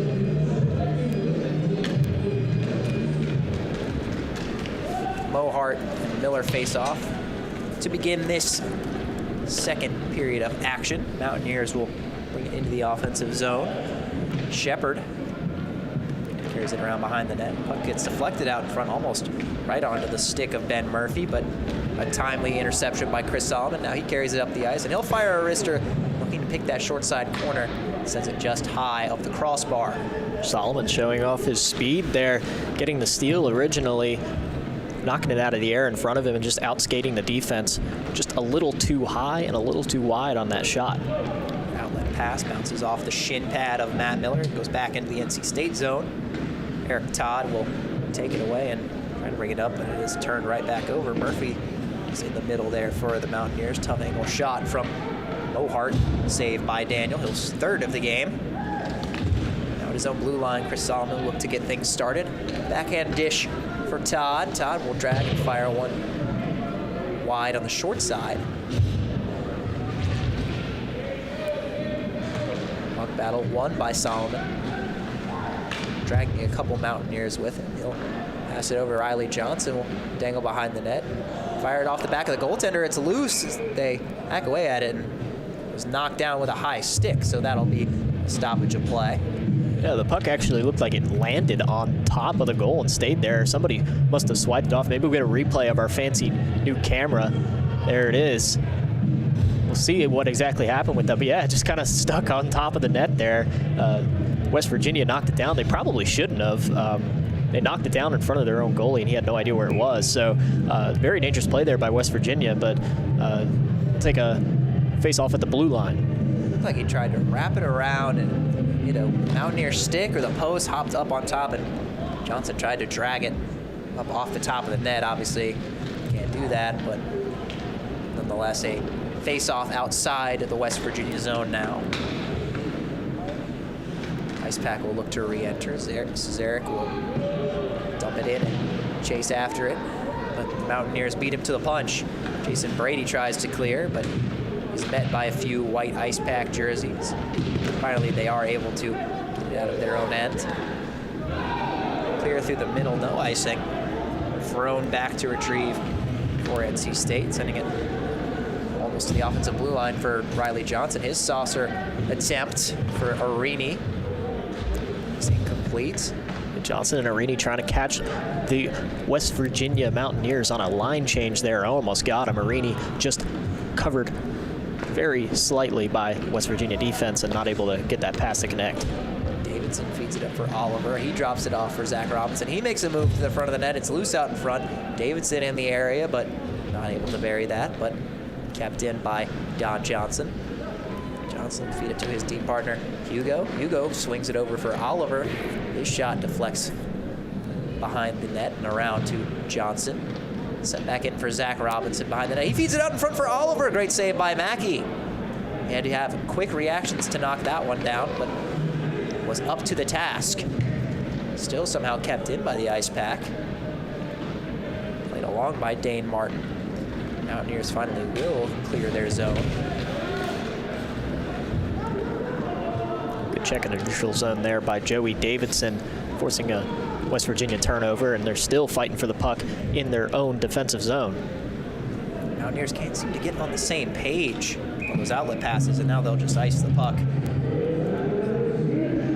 Slow things down for a moment. Yeah, definitely not what the West Virginia Mountaineers really want to do in that situation is ice the puck, because they're not able to get a line change off that, and they're going to be backed up in their own defensive zone now. But maybe just to get a little breather, that was the thought behind that. But the Icepack have just been putting on pressure again in this period. West Virginia only has one shot. Bressingham along the sideboards, drops it back for Alex Robinson. Robinson feeding it in behind the net for Monty. Back to the left point for Jackson Cowan. Cowan's wrister tipped on the way by Bressingham, but high of the cage. Back for Robinson now at the right point. His shot deflects into the corner. Monteith stopping and starting to dance around Nicholas Lane. Back for Cowan. Cowan's pass attempt knocked down. The Mountaineers dump and change on the other end. Monteith calling for the stretch pass, and he'll get it. He's got Bressingham with him. He feeds it ahead, looking for Bressingham, but just a little too much lead. Ends up in the crease where Mackey will put the glove down on it. Again, NC State trying to catch West Virginia in a line change there. Saw Monteith, the centering pass, and just not able to connect. It goes right in on goal. On Mackey, able to make the easy save. But we've seen this a few times already from the Icepack. Already tired West Virginia team just begging for a line change, and they finally get it. But Icepack trying to use their speed to their advantage and catch them on that line change. It's almost costed West Virginia a few times. Eric Todd fires a shot and he scores! May have been tipped out in front by Chris Solomon. Icepack extend their lead to 3. Off the draw is Chris Solomon. And nice to see Eric Todd, though, getting involved. Not really showing up much in points this season. He was injured at the beginning and had a few run-ins with ejections in games, but nice to see him getting involved, getting himself an assist, and Solomon out there just to kind of pat it down and under Michael Mackey, make it 3-0. And now the Icepack have just opened the floor again. West Virginia really needs to find an answer. Chris Solomon's 31st goal of the season. Scoring well over a goal per game cup. He fires another one right off the face-off, blockered up into the mesh by Mackey. He was looking to quickly double up his goal total in this game in just about 5 seconds or so, and a solid shot on that one. Good reaction time by Mackey to prevent that. And after every Icepack goal tonight, there'll be T-shirts launched to the crowd, so it's getting them super hype. Wish they would throw a T-shirt up my way. Certainly wouldn't mind a free T-shirt if that were in the cards. Who's out in front? Todd could have had a shot attempt there, but defended well by West Virginia to avoid any more danger, but keeping it in is the Icepack before it trickles out to the West Virginia captain, Kyle Belmore. Dumps it in behind the net. Daniel will play it up to Eric Todd. Todd is outright fresh off the assist on the last goal. Try to make a move, feed it out for Solomon. Solomon will fire a low shot, pad save by Mackey. That was a really close one there by Solomon, just off the top of the pad by Mackey. I don't even think Mackey really saw it.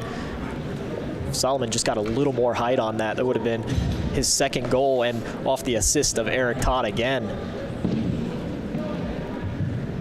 Puck rattles around. Johnson will leave it for Alex Robinson in the neutral zone before the Icepack tag up, bring it back in. Johnson along the right side now. He delays, continues to wait. Will take it all the way around the net. Still waiting, still possessing the puck. Dances around another player, dangles around another. He's got it at the top of the slot, tries to feed it for Arini, but that one is sticked away. I will stick by my claim earlier that Riley Johnson is the most talented skater on this team. We just saw it in full display there. What beautiful moves by Johnson, just unfortunate and unable to connect on the pass. Riley Johnson is an incredibly skilled hockey player, one that Coach Healy will certainly miss next season. Ferrone will chip it ahead at the red line for Arini. Arini will delay and wait for Johnson to beat him before firing a snapshot off the shin pad of the Mountaineer. Puck set the length of the ice, but it'll be no icing. West Virginia with a good break on that one, but Daniel will play it himself and clear it out of the way. It does not escape his own zone, but the Icepack defenses converge on that one.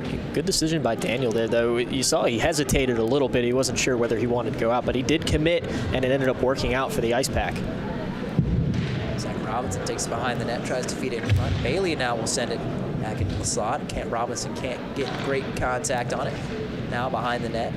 Oliver will delay, fire a saucer up top for Don Johnson. Johnson across for Hugo. Hugo back inside for Robinson. His wrister deflects wide on the short side.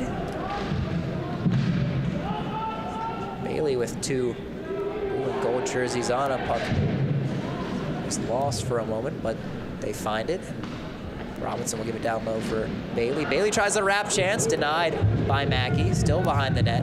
Robinson back up top for Don Johnson. His shot deflects possibly off a skate, but into the pad of Mackey. Really close one by Don Johnson. Saw him tilt his head back a little bit in frustration that didn't go in because it was ricocheting off bodies in there and almost off the pad of Mackey. We'll take a look at our behind the net camera here. Check out that puck. It's just in front waiting for somebody to hit it in, and Mackey ends up falling on it. Oliver will be on the draw against Ty Buckley to the glove side of Mackey.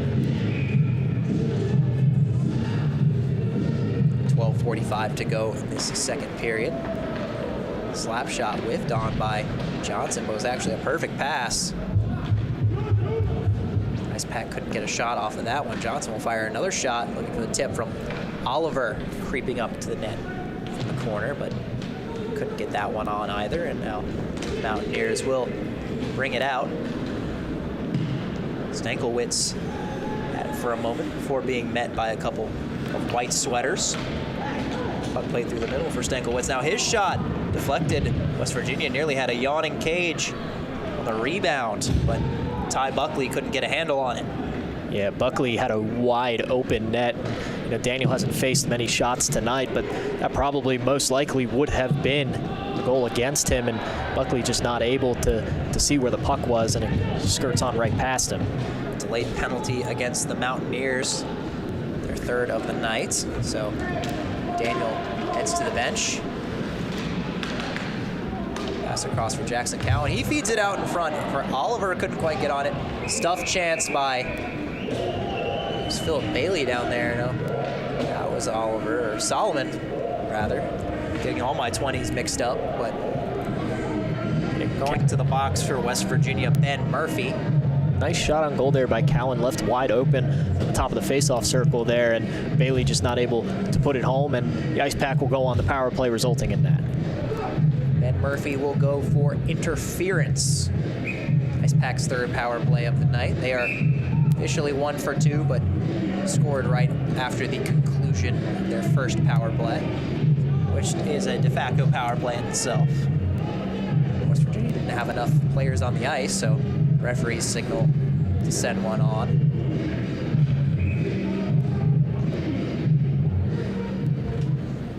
Face-off tied up and actually won by the Mountaineers. They'll quickly send it the length of the ice to salt the first few seconds off of this penalty kill.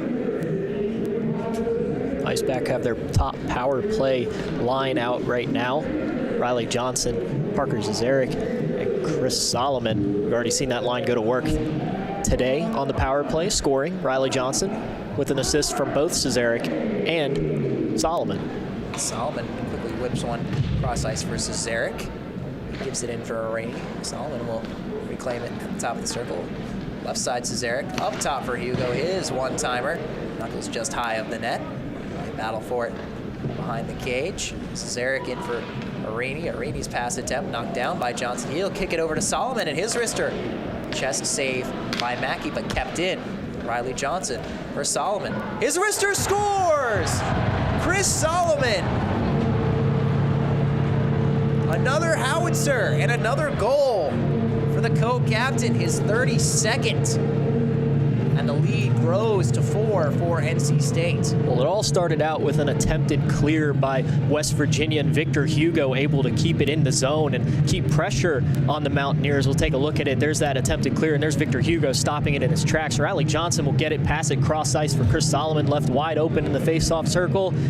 Puts it right over the glove of Mackey. What a beautiful play that was. And like I was talking about earlier, that line going to work already tonight. They're doing it again right now. 4-0 Icepack, 2 for 3 on the power play. NC State leaving it all out on the ice for senior night. Although one of their players that will return next season, Chris Solomon, putting on quite a show. The fans receive their t-shirt toss once more. I have a feeling there's going to be lots of t-shirts given out tonight the way this game's going so far. West Virginia will bring it into the zone and fire a shot off the outside of the net, looking to generate an offensive threat for one of the first times in this game here halfway through the contest. On back behind his own net so the Icepack can regroup and break things out. Robinson for Barsingham. Barsingham looking up ice, will send it in. Mackey will play it, but turn it over. Robinson will quick try from the right point, and Mackey will glove that momentarily, long enough for the official to blow the whistle, so it'll be a stoppage. And for those with the keen eye, you'll see the shot counter there now, 28-3. The Icepack leading shots on goal in this one. 28-3, kind of a famous number, famous score differential. Maybe a little foreboding, actually, for the Icepack. A little famous in the sports history there, but nonetheless, the Icepack are having a dominating performance. As you see, Solomon tried to tip that one in. It goes just wide. Yeah, Solomon flirting with the hat trick already there, just about halfway through the game. Looking for the natural hat trick, trying to get it all in the second period. Now the Mountaineers come down nice with some speed and nearly into the zone offside, but didn't quite cross, dumped it in. It was delayed, so Icepack take the puck and attempt their breakout, but it's intercepted by Patrick Brown in the neutral zone, so West Virginia, their rebuttal. Aren't able to generate much there. Lots of frustrated faces on the West Virginia bench right now. You know, they did have another chance to go on offense there and almost enter the zone in offsides, and forced to pretty much turn that puck over to the Icepack again. Just a little thing there, but something that is preventing them from getting back in this game is just costly little mistakes like that. Todd intercepts in the offensive zone, but can't get a shot on it now. Evangelista tries to go it alone for the Mountaineers, but turned away by the Icepack yet again. We'll go in behind the net where Daniel will leave it for Ricky Frosch. Bailey tries to clear, kept in at the point just barely, and sent cross ice looking for Alex Evans, but Frosch there to take it away. Puck hops the stick of Zach Robinson before he settles it and brings it up. Pass ahead for Bailey, and actually I believe a penalty is going to be called against the Icepack here. Looks like it's... I was thinking Eric Todd, but he seems to be... Frosch is going to be sent to the box. We'll look for the signal from the official here. Interference, the call against Frosch. So now West Virginia with their first power play opportunity of the game. Well, this is the chance for West Virginia to get back into it, you know. They're going to be starting in their own offensive zone.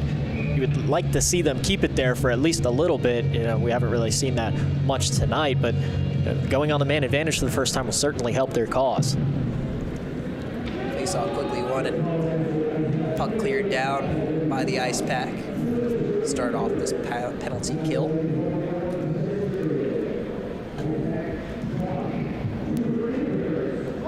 Real opportunity here for the Mountaineers to try to give themselves some life. Murphy will fire a shot from the top of the slot, gloved by Eric Daniel. His fourth save of the game so far. Yeah, easy save there by Daniel, but you know, if West Virginia wants to net a goal on Daniel, they're going to need to set up some offense. They just can't come in the zone and quickly shoot on a shot while Daniel's staring right at him. They gotta move the puck around, get a play set up. You know, you have the man advantage, use it, use your advantage. Bodies out in front also incredibly crucial in that, taking away the goaltender's eyes, because once he can see, he'll be able to save a lot better than once he has to sort of guess where that's coming in if he's screened. Puck cleared out again by NC State. This is Eric sends it like the ice. Arini actually chases it down shorthanded, but turns it over.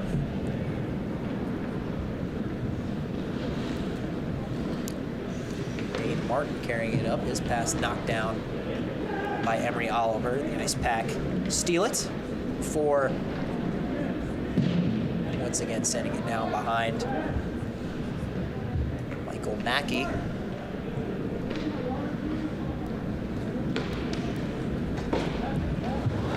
Size pass doesn't find the recipient for West Virginia. A breakout attempt pops up off the stick of Mohart before getting dumped in. Mohart Gives it to Evans. Evans in low for Chase Shepard. Ben Murphy stripped of it by Cowan. Could be a 3-on-2 shorthanded for the Icepack here. Oliver feeds it across the crease.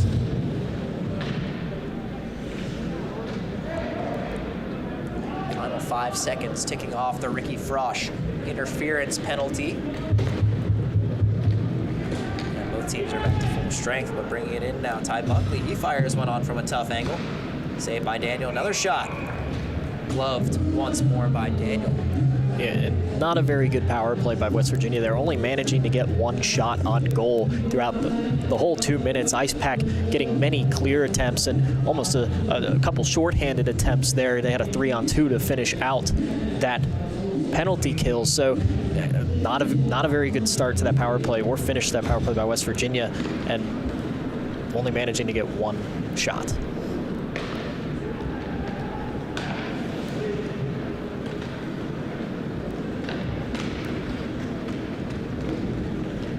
Robinson will emerge from a couple of neutral zone back and forths. Davidson fires a slap shot on from the right point. Monteith now dropping it off for Cowan. Davidson, the slot for Monteith, couldn't get all of the stick on that.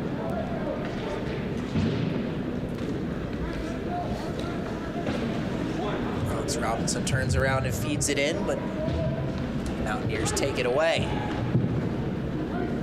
Hyatt feeding it ahead, trying to get to Murphy. Murphy beaten to it by Cowan. Stankiewicz trying to take it away from Johnson. They turn it over. Perhaps an opportunity for West Virginia. Nice. Mohart gets it to Murphy. Murphy turning, feeding it through the middle, but can't find a friendly stick instead. Gets to Chris Solomon, who will feed it into the middle and then losing an edge, the West Virginia defender. And luckily able to get up quickly and recover. That was Josh Plotkin. He'll send it up to the blue line for Shepard, and then wrister from Mohart, saved by Daniel. That right hand glove of Eric Daniel. Seen a lot of action here in the second period, but he has been up to task thus far. Yeah, just an impressive save there. What a slapper that was there, and Daniel just not even fazed by it. You know, there was a play I'd like to highlight. It happened on the previous West Virginia possession. Jackson Cowan on the backboards there, he dove for a puck and hit it out with his stick. It could have been a dangerous opportunity for the Icepack, so props to Jackson Cowan for that one.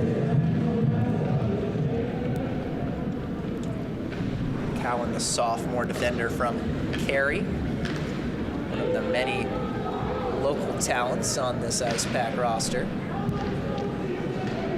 Lots of local guys on this team. You know, Joey Davidson, one of them, the seniors, he's from Raleigh, and you got Zach and his brother Alex Robinson from Apex, and just a lot of North Carolina faces on this team. It's nice to see hometown faces. Majority of this roster from North Carolina. Frosch's shot looking for a tip from Solomon out in front. He flips it over the net, going for the old Trevor Zegras alley-oop assist, but Icepack couldn't settle it down, and now Ferrone takes the spill, so Kyle Belmore will bring it in for the Mountaineers. The corner, Belmore feeding it out in front. He's got a teammate. Trickles off the stick of Jason Brady, and the Icepack take it away. Chris Solomon, just a nightmare for West Virginia in this period, creating all sorts of offense from everywhere on the ice. Puck taken away by the Icepack deep in the offensive zone by Arini. Johnson can't settle it, and it escapes into the neutral zone for Victor Hugo. Hugo trying to give it to Arini, but chopped out by West Virginia, and they could have numbers here. High wrister is loose out in front, but pounced on by Daniel. Jason Brady had a lot of room there on that right side, but once again, Eric Daniel standing tall in the crease for the Icepack. Yeah, what a play by Daniel there. It comes out of his crease in the net there, makes his body bigger than the net, trying to force a pass, but ended up, he just shot it on net anyway. Daniel almost not prepared for that, but he ends up diving on the puck and saving a goal. Overall, pretty good play there by Daniel, not seeing too much experience tonight, only 7 shots on goal, but West Virginia kind of heating up a little bit, putting on some shots, as you see. rebound attempt there by West Virginia, covered up. Deflection, and another loose puck pounced on by Daniel, and Icepack defenses coming to the defense of their netminder, Daniel. I believe there was a punch there thrown by number 43, Ty Buckley. West Virginia showing a little bit of life here now. Had 6 shots in the last few minutes, and they've seemed to have figured out the formula, getting some bodies down there in the slot out in front of the net. Had a double deflection there on that first shot that nearly went in. The second shot was a rebound opportunity, but Daniel was there, so looks like Hugo and Buckley are both going to be sent to the penalty box. Yeah, Hugo and Buckley immediately tied up after that save by Daniel, and Buckley did throw a punch, so you'd have to wonder if this may be a little more serious than Hugo, so they put the penalties on the board.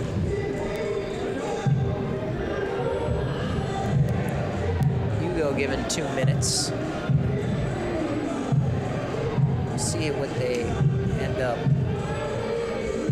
assessing for Buckley. Nothing has been put up on the penalty clock yet. Conversation between the referees at center ice there. You have to think they're conversing about the punch thrown.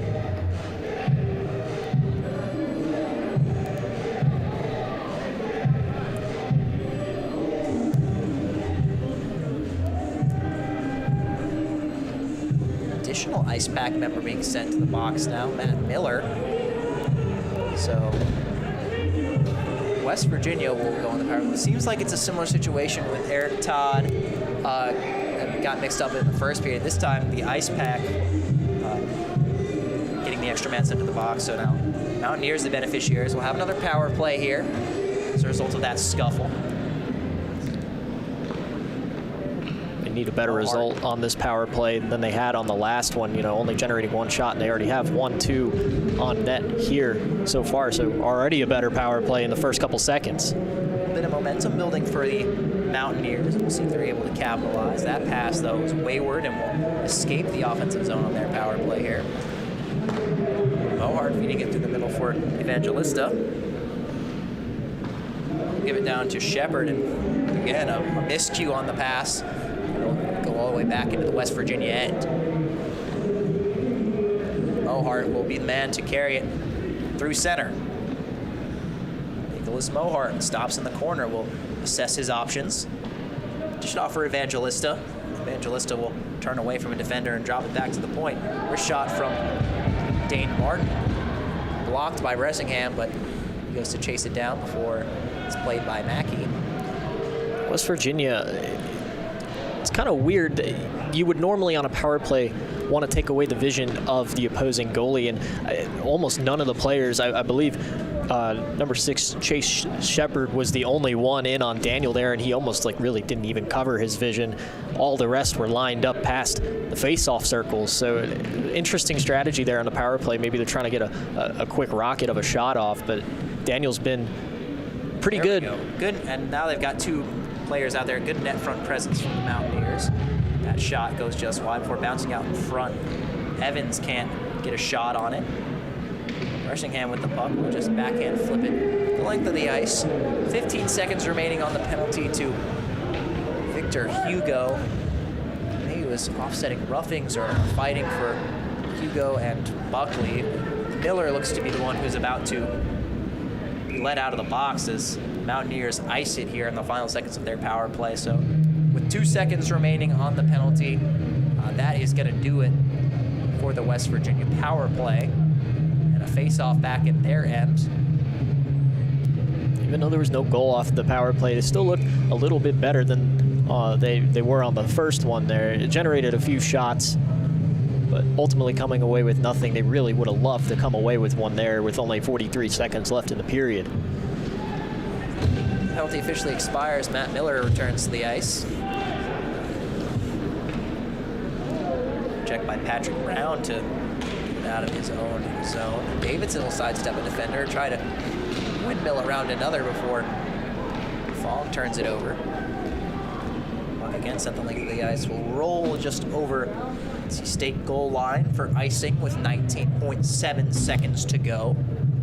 Joey Davidson just milliseconds there away from a breakaway, just not able to control the pass and West Virginia gets back and able to defend him. So Fong on the draw up against Patrick Brown. He saw one by the Pack. Ferrone will fire one on. Deflection and a bouncing puck jumped on by Michael Mackey. West Virginia will get some fresh legs now for the final 15 seconds of this second period. And, that deflection by Fong, it didn't really have much power, but bouncing pucks can be pretty dangerous to goaltenders. Never know which way it's going to go, especially puck's not round. It can't really predict where it's going to go. Hit a weird angle and go right over the glove. Get back to Ferrone at the right point. Final 10 seconds of this period. Monteith will drop it back to him. 5 seconds to go. Ferrone will try to fire a shot, looking for a tip. None available. And that will do it for your first 40 minutes here. So NC State adds a couple of goals from Chris Solomon here in this second period of action. They double their lead up to 4-0. Another strong showing from the Icepack. West Virginia showing a little life there at the end of the period, but ultimately stifled from getting one over the goal line by the netminder Eric Daniel. 4-0 your score after 40 minutes. We'll step aside, and when we come back, more intermission coverage, analysis, highlights, and further thoughts. Getting you prepped for the third period of play. 4-0. Icepack ahead of the Mountaineers. You're watching Icepack Hockey on PackTV.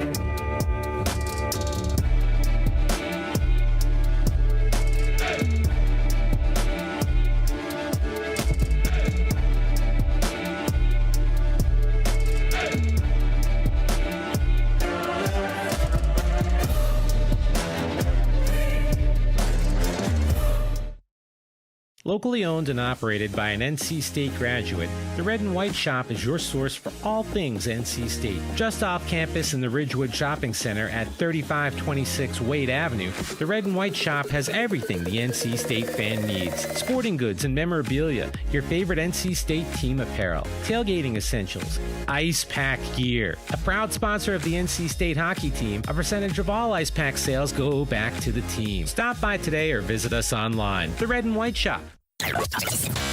From the top of D.H. Hill Library. Don Diablo. Oh yeah, this is actually in my studio. WKNC HD3 Raleigh. Hey, what's up and what's going on, folks? This is Kid Kinetic, your boy up here at the top of the hour. And guess what I got? A treat that's too sweet to beat. This is Wolf Bites Radio. Oh, that's really sweet. NC State.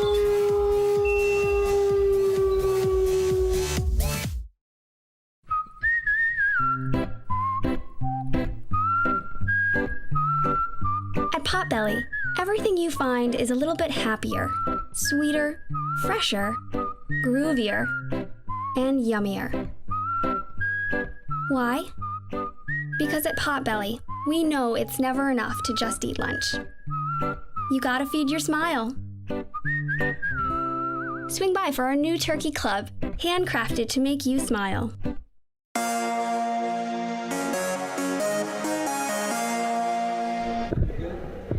4-0 is the score here at the Wake Competition Center. NC State Icepack leading the West Virginia Mountaineers after 40 minutes of play.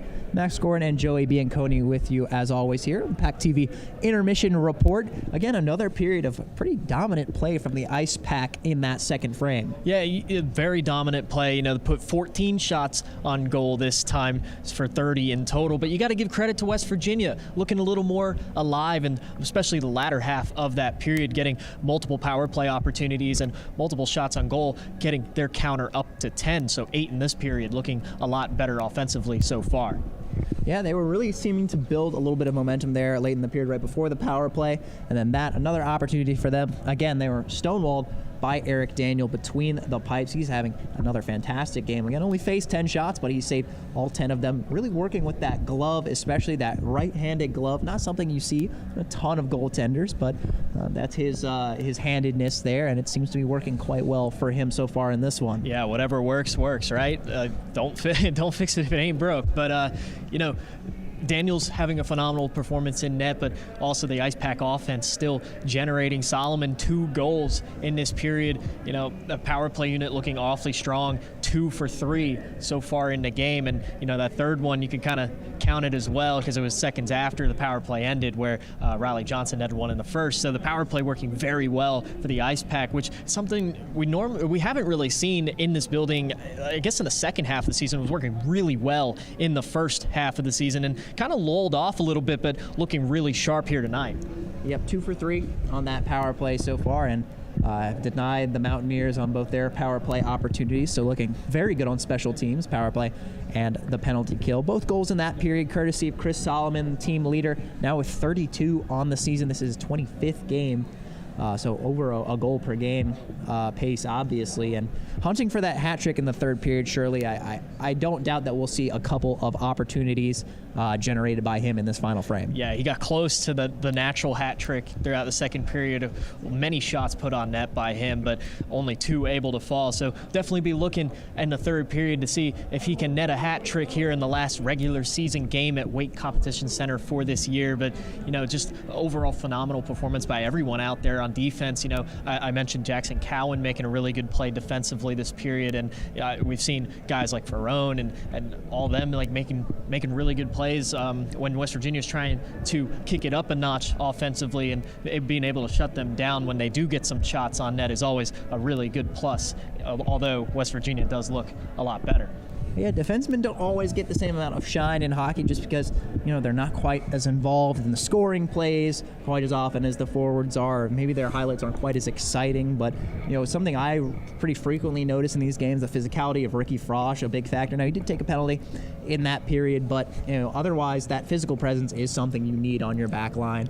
And, you know, he's paired up with Miles Ferrone, who's a pretty tall defenseman. Those two have very good chemistry on that defensive pair, a good lockdown defensive unit for the Icepack. They just kind of have a little bit of everything on that defensive unit as well. They've got, you know, Alex Robinson, who we know is incredibly skilled, was playing forward, came back to play defense, you know, as there was a need for the team. Alex James, who's scratched tonight, but he's another incredibly skilled offensive defenseman. You just really have a little bit of everything. It's kind of like a box of chocolates, like almost like Forrest Gump would say, except the defense is kind of like that, you know. And they've got 3 distinct pairings that they like to roll out. You know, and Victor Hugo, as always, that steady veteran presence who's also quite good on the power play, quarterbacking things from the point. And it's just been a fantastic performance all around for the Icepack so far. You know, you mentioned Alex Robinson. You know, senior night, it's going to be his last game here. His brother will take on the mantle next year, keep the Robinson name going. But, yeah, Alex Robinson, an offensive-minded defensive player. You know, you mentioned he played forward, and the style that the Icepack like to play is, you know, it's long stretch passes, using their speed to their advantage. So having offensively-minded defensemen certainly helps in that aspect. You know, hopefully we'll speak to a senior post game here so we can, you know, highlight some of the performances that they've been able to provide to this team over the last few years, a period of extensive growth for this program, and, you know, they're continuing to make more and more steps forward, something they're going to look to continue to do after the conclusion of the regular season, going on into postseason play. 4-0, the Icepack are leading the West Virginia Mountaineers after 40 minutes of action. We'll step aside when we come back. More intermission highlights and thoughts getting you prepared for the third period in this final regular season bout. You're watching Icepack Hockey on PackTV.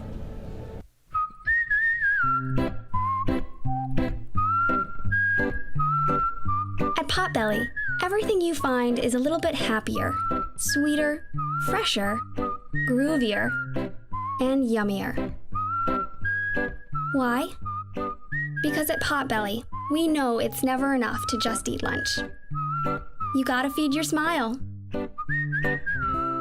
Swing by for our new turkey club, handcrafted to make you smile. Locally owned and operated by an NC State graduate, the Red and White Shop is your source for all things NC State. Just off campus in the Ridgewood Shopping Center at 3526 Wade Avenue, the Red and White Shop has everything the NC State fan needs. Sporting goods and memorabilia, your favorite NC State team apparel, tailgating essentials, Icepack gear. A proud sponsor of the NC State hockey team, a percentage of all Icepack sales go back to the team. Stop by today or visit us online. The Red and White Shop.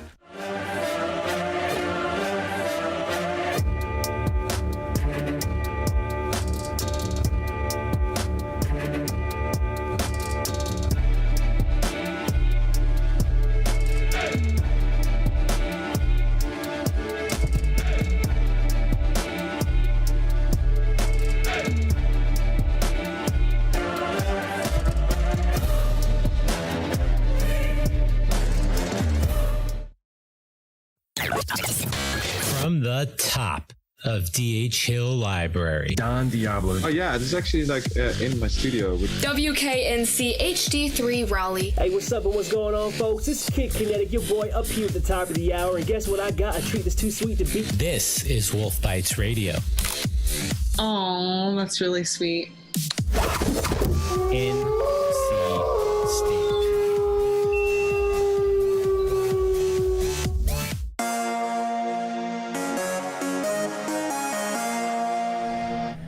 Welcome back to intermission coverage here on PackTV, where the NC State Icepack are leading 4-0 over the West Virginia Mountaineers after 2 periods of play. Joining me now, goaltending coach Alex Rosetto. And actually, we were speaking just before we came on here. You were mentioning that you were taking a look at that $50,000 bull market full ice shot competition. What do you think of that? Yeah, that was a great opportunity for someone to come out here and walk away with $50,000 today. Unfortunately, it didn't happen.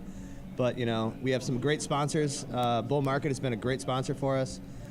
They've supported us over the past 2 years. And I just want to say a personal thank you to the Bull Market folks. They've been fantastic and really kept us on the ice. Yeah, it sounded like it was a fun competition. We couldn't see it from up here, but I heard the contestants were having a little bit of trouble getting it close to the net. I heard that the closest one was about 20 feet away from the net, and you have to fit it into about a puck-sized hole right in the middle of the goal line. So, unfortunately, no one was walking away with $50,000 today, but a couple lucky fans got that opportunity. But back to the actual game, Eric Daniel between the pipes for the Icepack hasn't seen a ton of action tonight, but has looked sharp, saving all 10 shots he's seen. What's it like for a goaltender when you're not facing that much action to sort of stay focused and centered in the game? Yeah, that's a great question. Sometimes it's tough because you get those really long breaks. So you got to really stay mentally sharp and just kind of play little games. Keep yourself in it. The shots he has had, he's really dealt with really well. He's not given out a lot of rebounds. During that penalty kill there, he had one rebound there, but he aggressively got out there and gobbled it up. For those 10 shots, he's played fantastic. And just one final thing, and we were discussing this during play. I want to know what your opinion is on this. We noticed that Eric has that glove on the right hand. Does that make a big difference for a goaltender with the left glove or the right glove? Is it sort of a handedness associated thing? Is he left-handed in other things? What's your take on that? Do you think it's a big difference having that on either side? Yeah. I honestly think it throws the shooters off a little bit. Especially during maybe the first couple shots, right? When you go to look to shoot to someone's low blocker side. Unfortunately, that's for them. That's his glove side, so it goes right in. It definitely throws people off at first. So we'll take it, All right, well, thanks for the time, Coach Rosetto. 4-0 is the score in favor of the Icepack. 20 minutes of hockey to go here. You're watching Icepack Hockey on PackTV. Thanks for having me.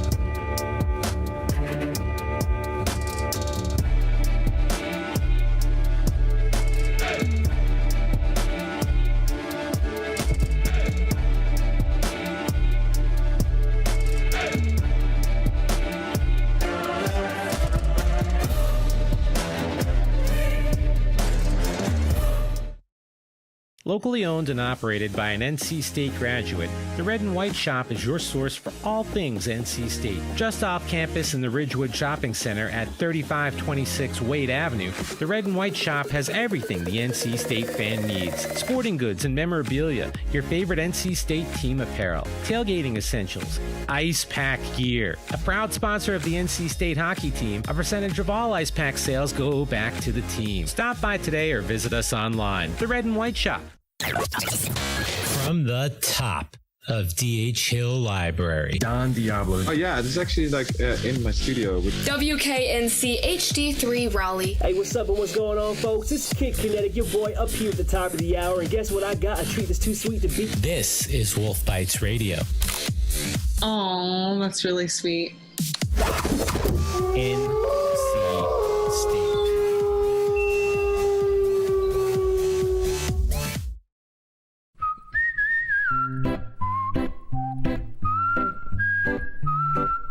At Potbelly, everything you find is a little bit happier, sweeter, fresher, groovier, and yummier. Why? Because at Potbelly, we know it's never enough to just eat lunch.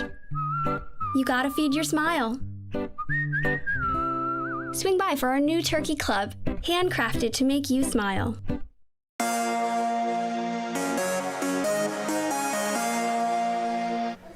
As the skaters take the ice for the third period, we'll take a look at some of the highlights from the second period of action here, but things largely been the same most of this game. NC State imposing their will upon the West Virginia Mountaineers.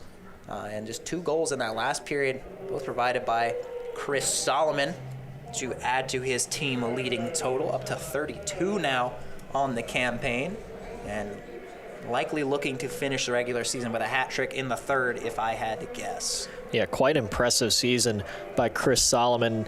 You know, that's 53 points on the season, not including any possible assists he might have been involved in tonight. So just a overall really good season. And, you know, late January, actually, he hit, I believe, 100 ACHA goals, which is a quite impressive feat, too, especially that he's only a junior.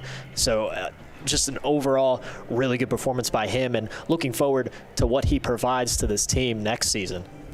You know, club hockey stat keeping not exactly in every school the most accurate or kept up to date, but here at NC State, something they are always keeping updated and sharp. And you know, around the league, around the nation, it's tough to tell exactly what he would be going up against, but I think it's hard to argue that Chris Solomon isn't at least a candidate for probably ACCHL Player of the Year, possibly one of the best players in ACHA Division II, maybe the whole ACHA as a whole, if I dare to be so bold.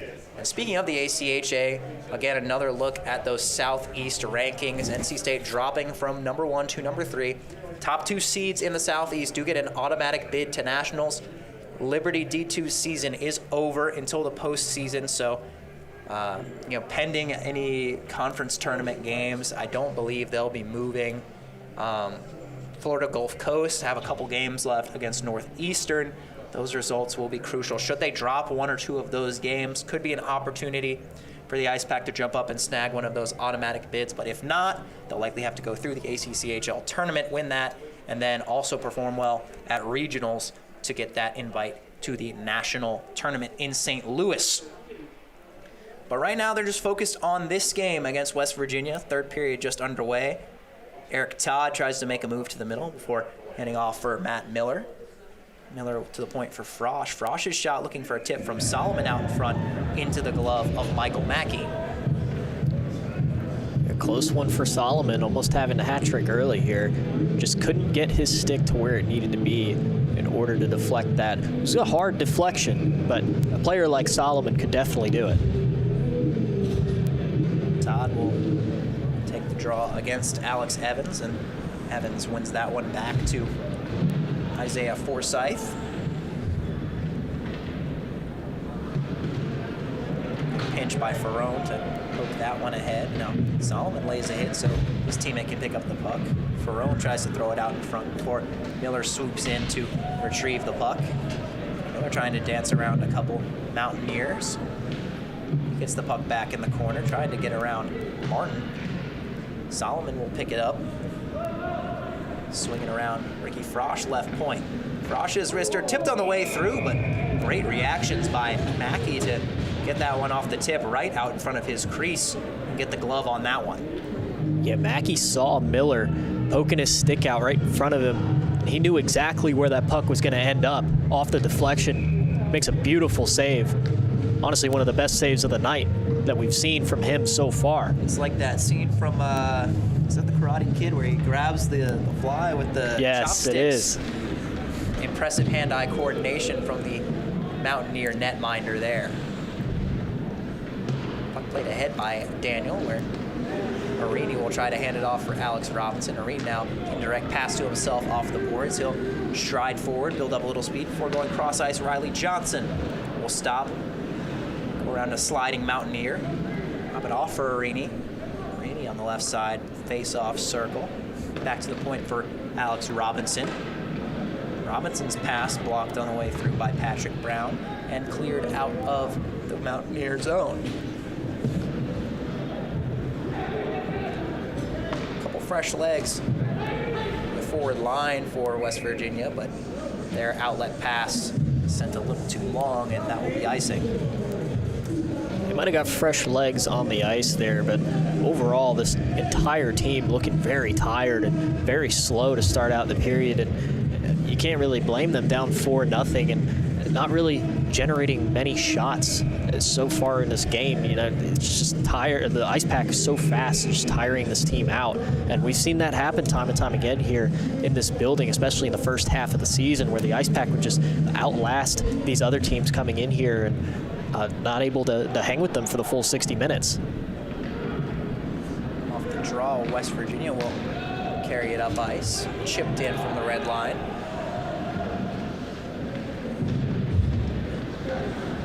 Clear attempt by the Icepack is knocked down, loose out in front.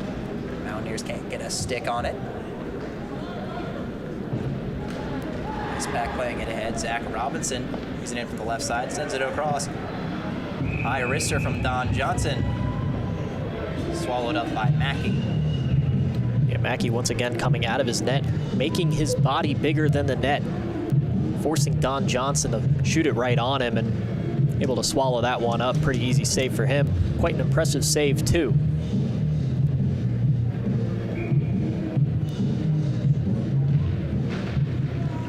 Tie up on the draw. Robinson's got it. He fires low wrister toe save by Mackey. Comes out to Hugo at the left point. Bailey will backhand it in behind the cage. Oliver giving chase. Bailey trying to get it in for Robinson. James Beal trying to break it out. Eventually Shepard will play it off the boards and down the length of the ice. No icing, the signal from the official, so Hugo will pick it up and look to do something with it. Don Johnson, his outlet. Gets past a West Virginia defender, and then chasing that down was Philip Bailey, but before West Virginia could play out off to the side, Don Johnson brings it in. Backhander into the glove of Mackey for a stoppage. Don Johnson frustrated after that one, slams his sticks off the backboards there, but another wonderful save there by Mackey. Don Johnson had the power on that backhand that he needed. Mackey just able to read where he wanted to put that puck, able to snag it with the glove and force a stoppage of play. Face off won by West Virginia and goes off to Stanchion. Stays in, but carry it ahead for Scythe. Brings it in. Icepack take it away. Past the red line. Monteith is able to partially sidestep a hit. Monteith's got it again. Check by Evangelista, but Frosch there to recover for the Icepack. Joey Davidson looking down the ice, but sends it to the wrong color sweater. He picks it up himself, carrying it in now on the backhand, bringing it towards the net, fires the backhander on, saved by Mackey. Rebound was lurking out in front. Monteith is on it now. Monteith skating around the slot. His wrister goes just high. Frosch will drop it off for Miller. Miller for Monteith. Monteith again skating it around to that right side. Poke checked away by Plotkin. Frosch will double back so his teammates can go for a change. Entering the game, Chris Solomon. Oh, turnover to the defensive end. Mountaineers have a chance, and they send it wide. Possibly the best offensive chance of the game for the Mountaineers, but they cannot convert. You don't really see Solomon do plays like that very often. Just a miscue and turns the puck over. In West Virginia, even more of a miscue there, just putting it wide of the net. It was their first real dangerous chance in this game, and they kind of blew it on themselves. Toe drag by Miller frees him up to bring it in to the Mountaineer zone. Miller still got it now on the face-off dot. He fires a wrister on, rebound out in front. It's loose. They hack at it. Still loose in the blue paint before being covered up by Mackey.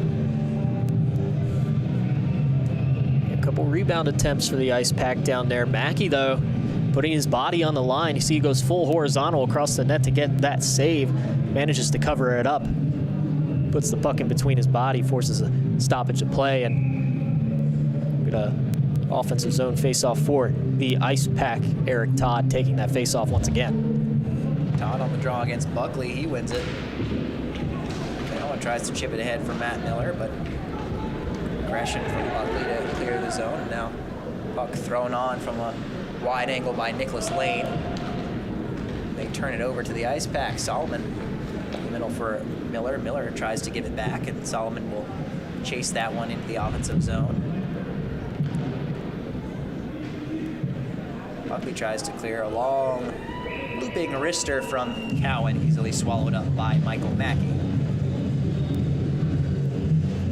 You got to credit the play of Michael Mackey so far here tonight. Very impressive showing. Although he's let up 4 goals, he has saved 33 shots gone his way. So props to him. He has been facing a firing squad and able to extinguish it for the most part. Could be a lot worse. He's facing onslaught of shots, constantly peppering him so far in this one, but large part has stood tall now. Just some great offensive plays by the Icepack, able to get a few past him. And any goaltender facing off against one of these Icepack forwards, given that much space and time, is not going to have the best odds to make a save. That one won by the Mountaineers, but Marini chases after it. Mohart will try to stretch pass. It's intercepted. And Johnson will carry it in. Riley Johnson trying to shake off Mohart. Loses control of the puck. Mohart will take it the other way. And it's going to be a penalty assessed against the Mountaineers here. Looks like Ben Murphy is going to go for a trip. He is displeased with the call. We'll take a look at what happened here. Yeah, just leaning in with the shoulder. Interference again, the call against Ben Murphy. We've seen a couple of those penalties assessed, both sides in this game guilty of an interference penalty already. Icepack. Second infraction by West Virginia. So the Icepack will have their 4th power play of the game. Robinson, top of the slot, fakes the slap before trying to dish it off for Robinson. Zach Robinson now has got it behind the net. Eric Todd, left circle, fakes the shot. Continuing to try to wait out the defenseman. In low for Robinson, out in front, it's loose. Rebound, they fire the wrister.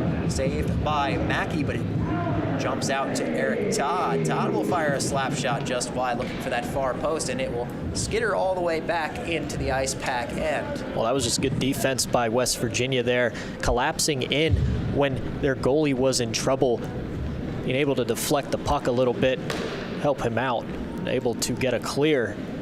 Robinson in just over the blue line will carry it slowly into the corner and drop it off for Miller. Point, Cowan for Alex Robinson. Alex waiting patiently, will turn around and reassess. Cowan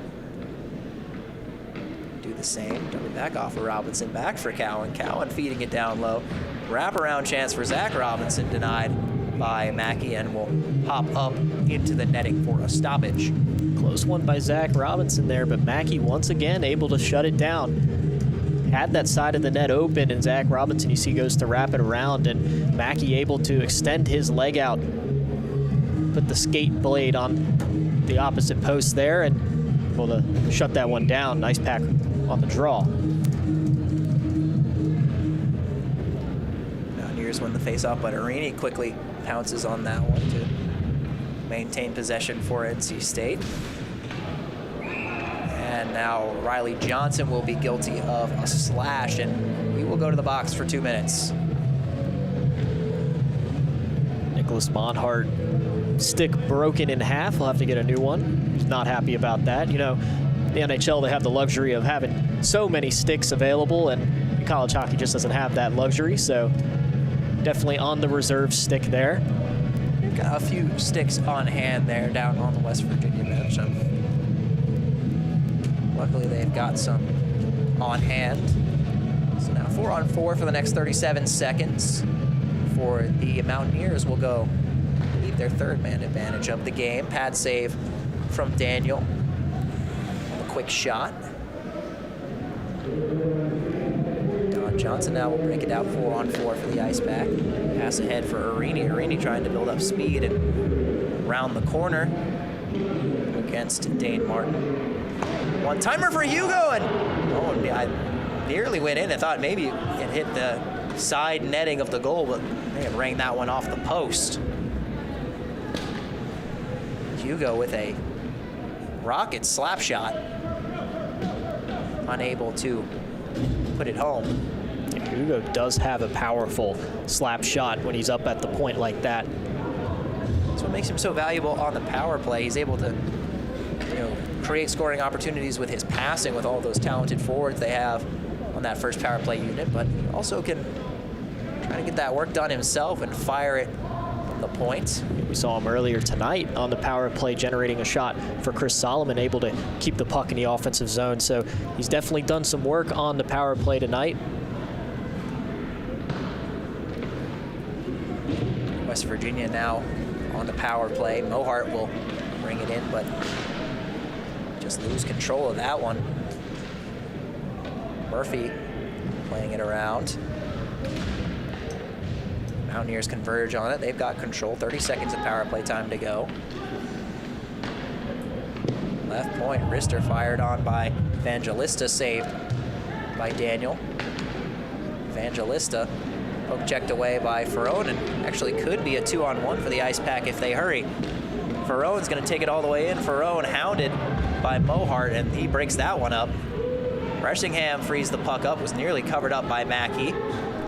Fong's got in the offensive end now, shorthanded, but the penalty will expire now. So Johnson freed from his shackles of the penalty box, and back to 5-on-5 we go. Joey Davidson will carry the puck in, trying to get around Patrick Brown, Josh Plotkin. Davidson still battling with Plotkin. Mitchell DiCarlo. Mountaineers win the battle, but ultimately can't clear the zone. Cowan keeps it in before it's finally poked out by DiCarlo. Laid there by Patrick Brown on Davidson after the dump in. Fong gets it on the left side. His low shot, pad save, and pounced on by Mackey. The Icepack continuing with their offensive dominance here. Just 2 shots away from a 40-shot game. Quite the statistical feat, especially for a college hockey game. He's up playing through the speakers of the Wake Competition Center. Practice home of the Carolina Hurricanes. They'll be back in action tomorrow. I believe they're playing the Minnesota Wild in the makeup of a previously postponed game. They got a big win in Boston last night to sweep the season series against opponents from up in Massachusetts. Carolina actually beating Boston on the season with a total point spread of 16-1. So quite impressive against the Bruins. Size pass for Fong out in front. He tries to put it on the forehand, but can't make the transfer before he's met by Ty Buckley. Icepack still threatening before that one trickles out into the slot, and now West Virginia could have an opportunity. Stankiewicz for Buckley, out in front, tipped on, but just wide by Nicholas Lane. A good scoring opportunity for West Virginia goes unfulfilled. Robinson, with a little bit of room, will just slowly carry this one in over the blue line before sending it in on net. Bailey was streaking in there, but they couldn't make the connection. Puck battle. Oliver takes a spill. It's still loose before getting swatted into the Mountaineer bench, and a penalty is going to be assessed against West Virginia. I believe that was Ty Buckley again. That'll be his second time going into the box. Holding is the signal from the official. Yeah, you see on the replay there, just pulled down Emery Oliver from behind by Buckley.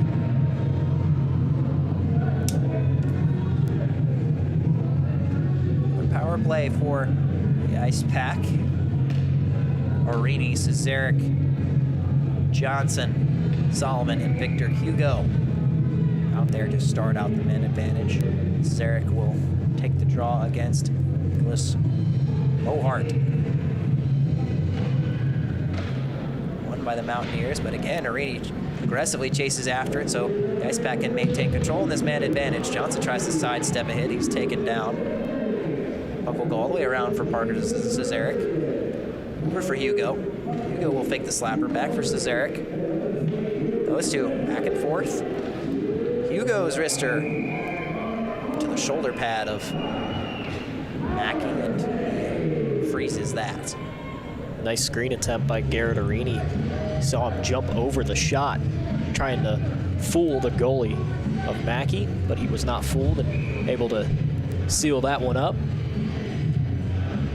So Cesarek facing off against Alex Evans, and Evans wins the draw.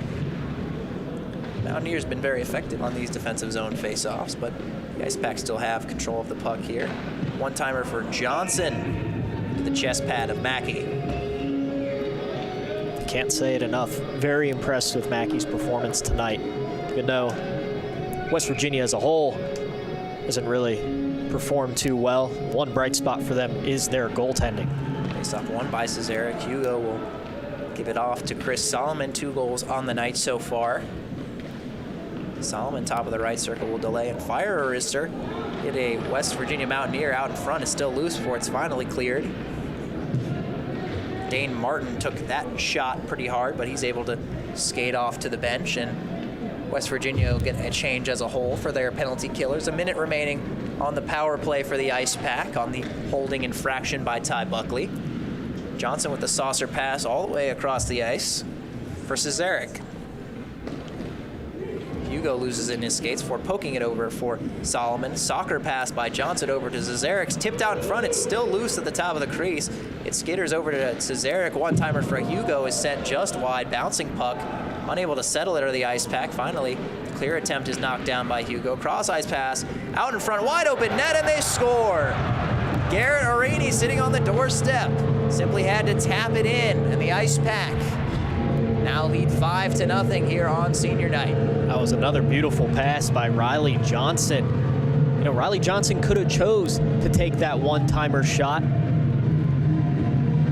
but Mackey sealed the door on that. So Johnson chooses to pass it to a wide-open Garrett Arini left in front of the net. You'll see him there. He's generating the screen at first, left wide open. And Mackey knew right when Johnson passed that there was no way he was going to get back to save that.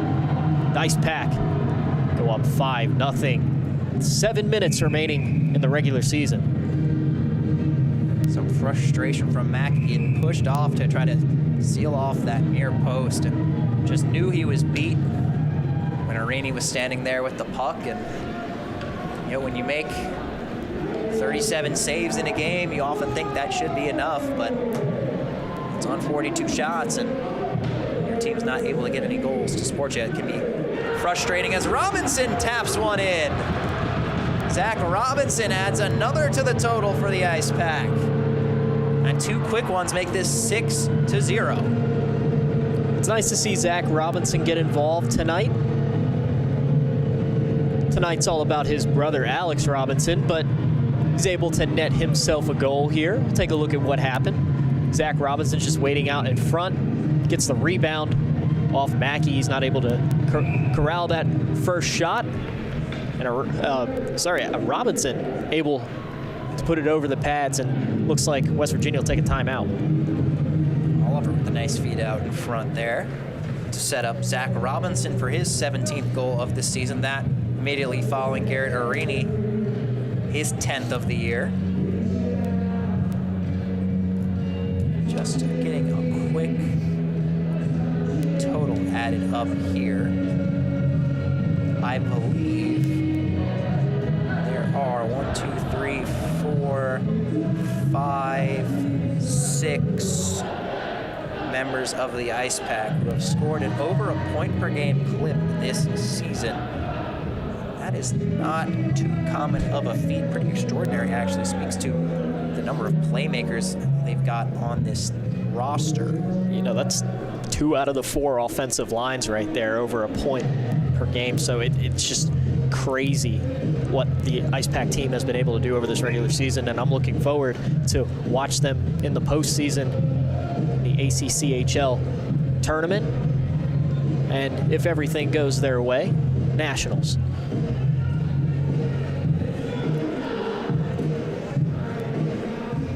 Icepack leaving it all out there on the ice at the Wake Competition Center here on senior night. Riley Johnson, the only senior to get in on the action, though. The first goal of this one for the Icepack. Followed by Matt Miller, and then 2 from Chris Solomon in the second period for Rainey, and Zach Robinson added the most recent 2 here in the third. Rolling puck will go all the way in where Daniel will play it himself. Bailey will stop and bring that one back to give his team a little time and space. Board battle in front of the NC State bench. Sent into the Icepack zone by Alex Evans. Icepack reclaiming, trying to bring it up ice and put a bow on this one. Just under 6 minutes to go. Their lead has ballooned to 6. Alex Robinson will carry it over the blue line and dangle around Isaiah Forsyth. Zach Robinson on it now, feeding it out in front, looking for Philip Bailey. His backhand try is sent wide. Robinson will settle a bouncing puck at the blue line, send it ahead for Matt Miller. Miller with a toe drag, tries to throw a backhander on, gloved by Mackey. The Icepack with 6 goals on what should be 44 shots now. Quite an impressive showing for the last home game of the season, last game of the regular season, as they will go on the road for the ACCHL tournament. Solomon grabs it off the draw, feeds it out in front, one-timer for Miller. He sent it just wide, and bouncing puck hops over the stick of Jackson Cowan. They'll have to reset. Actually, good keep in there by West Virginia to keep that in the Icepack zone. West Virginia not quite giving up on this one just yet. Still a little bit of gas left in the tank. Played ahead by Buckley. Backhand try goes just wide. Nearly went top left corner there on Eric Daniels' glove side. Still kept in. Buckley will fire a wrister. Another glove save. Swallowed up by Daniel. This game might be out of reach for West Virginia, but you got to commend the fact that they're not giving up. They're still trying to generate some offense for their team, create something positive out of this game. They'll get another shot on goal, make it 13 for the game. Get a good look at that one from our behind the net cam there. Eric Daniel just cool, calm, and collected in the crease tonight as he paddles that one up and into the mesh. As always, Eric Daniel looking sharp in net. His record will most likely improve to 12-2 to finish out the season. Great campaign, a great goaltender. His statistics will back that up. Icepack will enter offsides there. Shots on goal, 43. The Icepack to West Virginia's 14. Quite the disparity there. You have to feel for Michael Mackey. At the end of the day, he could end up facing 50 shots in this one. Just has not had a whole lot of time to rest. A whole lot of action on one side of the ice and not a whole lot of action on the other side of the ice. Eric Daniel, calm and collected with the saves that he's had to make, but only 14. Credit to his defenses, preventing much offense from happening on that end in this one. Cowan will leave it for Cesaric. Fed ahead for Patrick Brown, but quickly sticked away by Don Johnson. Cowan after this one. Play it along for Riley Johnson. Riley's cross-ice feed for Alex Robinson. Robinson up for Johnson with speed. Coming in on goal, Riley Johnson, the deke, and just lost it on that final backhand to forehand move. Could have been looking at an empty net, but left it on the pad of Mackey. Well, that was probably the fastest I've seen Johnson skate so far this season. He was like a bullet coming out of the neutral zone there as the Icepack almost get another chance to score, but West Virginia chip it out to the neutral zone. Icepack take it right back in. Feed out in front looking for Zarek, and immediately sent down by the Mountaineers. Riley Johnson, he does not need a whole lot of room to get started. He's got a quick first step, and then once he gets going, it is hard to slow him down. Actually, led to him taking a spill in the first game of the year against the Tar Heels that ended up taking him out of action for a few weeks before he did come back, and he has been able to play. And this is his 18th game this season out of 26. We're without him for a while, but luckily for him, he was able to come back and still provide his highlight plays for this Icepack team. Ferrone playing it up for Solomon. Solomon left it behind him, so Icepack have to tag up and yield to the Mountaineers. Buckley loses an edge and turns it over. Set up to Solomon on the offensive blue line. Solomon tries to hand it off to Davidson. Skitters loose. Eric Todd will converge on that one. Todd will chase it down, try to drop it off for Frosch. Frosch will go cross ice. Miles Ferrone over to Todd. Todd with some room, he shoots. Saved by Mackey. It looked like might have beaten him on the short side, but again, good reactions by Michael Mackey to swallow that one up. Yeah, close one by Mackey there. I think he pinned that one between his body and his arm. It looked like Todd had an opening when he shot that. Did, and just able to squeeze up. Blocker side arm there from Mackey saves that one. Zach Robinson off the draw. Will send it behind the net for Philip Bailey. Bailey back to the point for Frosch.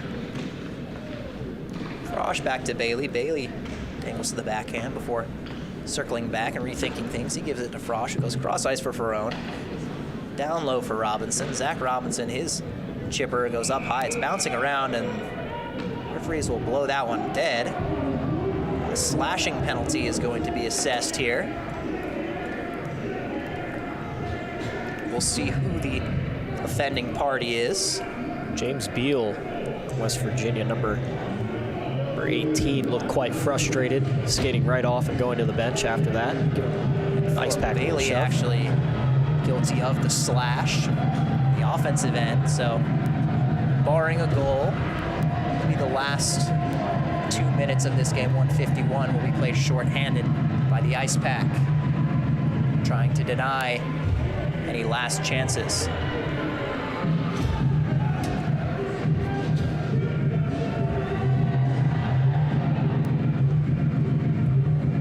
Eric Todd will take the draw to start off the penalty kill. Tie up, pushed ahead by the Mountaineers and taken behind the net before it's cleared the length of the ice by the Icepack. Eric Todd with the speed, almost able to catch up to that puck. Eric Todd, I don't think he realized the puck was right behind him there as it was played along by West Virginia. Great forechecking by Eric Todd, trying to put pressure on West Virginia, even though it's only a minute 30 left in the game. The aggression on the forecheck despite the scoreboard. They're playing to the final whistle. Actually, taking a peek down in the penalty box, it looks like the Bull Market mascot has joined Philip Bailey down in there. Taking a penalty with him. Seems to be enjoying the view down there from the penalty box. There's a tie up in the corner. Mountaineers trying to free that one up, and they do. Sent out in front, deflected and swatted away by Frosch. 1 minute to go in this final regular season contest for the Icepack. Backhand shovel out by Cesaric does just escape, so West Virginia will have to tag up. The offsides. And now I believe the Bull Market mascot has moved into the NC State bench to hype up the crowd for this final minute of action. Energized by the team's performance. He's enjoying it.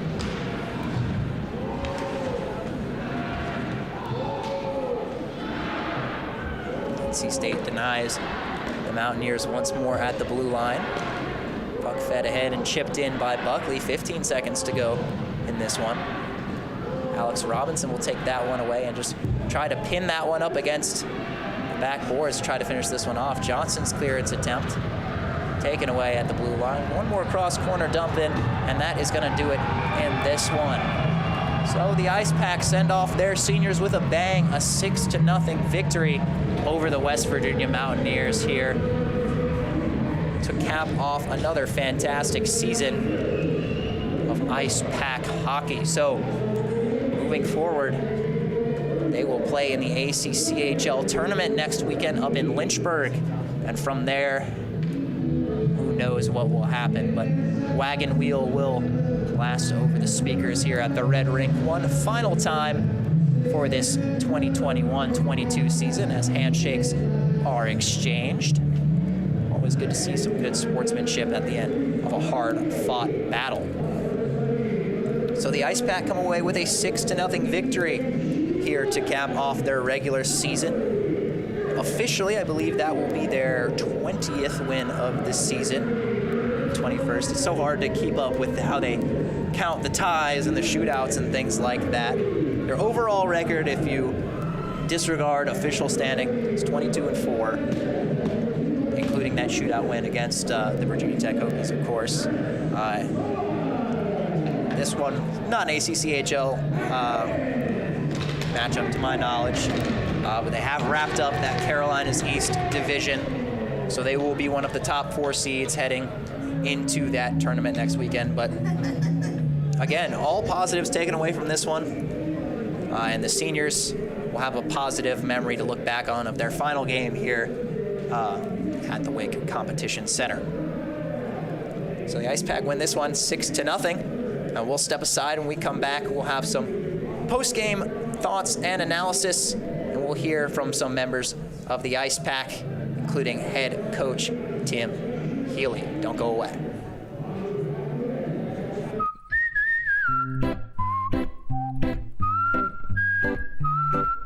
At Potbelly, everything you find is a little bit happier, sweeter, fresher, groovier, and yummier. Why? Because at Potbelly, we know it's never enough to just eat lunch. You gotta feed your smile. Swing by for our new turkey club, handcrafted to make you smile. Locally owned and operated by an NC State graduate, the Red and White Shop is your source for all things NC State. Just off campus in the Ridgewood Shopping Center at 3526 Wade Avenue, the Red and White Shop has everything the NC State fan needs. Sporting goods and memorabilia, your favorite NC State team apparel, tailgating essentials, Icepack gear. A proud sponsor of the NC State hockey team, a percentage of all Icepack sales go back to the team. Stop by today or visit us online. The Red and White Shop.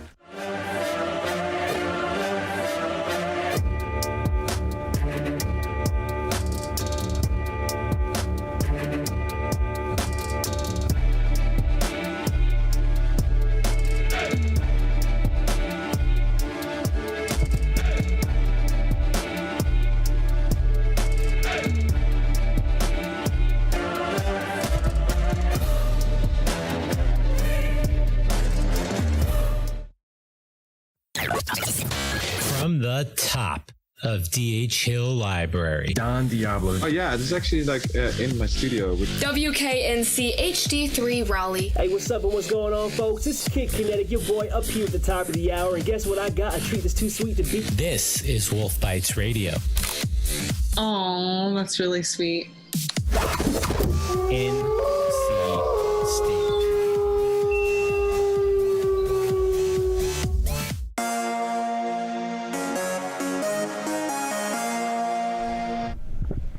Welcome into the Icepack post-game report here on PackTV. After NC State closes out a 6-0 victory over the West Virginia Mountaineers for the final time this season. Max Gorin and Joey Bianconi here with you on PackTV. And Joey, just a wire-to-wire win for the Icepack in this one. Yeah, it's such a great way to end the season for the Icepack, a 6-0 victory. You know, just firing on all cylinders, 44 shots on net compared to West Virginia's 14. Can't really ask for anything better than that. And, you know, goaltending looking phenomenal. Eric Daniel in net. Chris Solomon putting on 2 goals. Riley Johnson, the senior, putting up a goal. So just a great performance overall. Yeah, I mean, there's not anything bad really to take away from this one. It was a special night, especially for the seniors in this one, the final regular season game, the final home game here at the Wake Competition Center, and they made every second count of this one, denying every one of those 14 shots from the Mountaineers and, scoring that 6-0 clip. Chris Solomon adding those 2 goals to bring his season total, I believe, up to 32, obviously leading the team. Just another stellar performance all around. There's hardly, I feel bad, there's hardly much more to say other than just a domination of the Mountaineers by the Icepack tonight.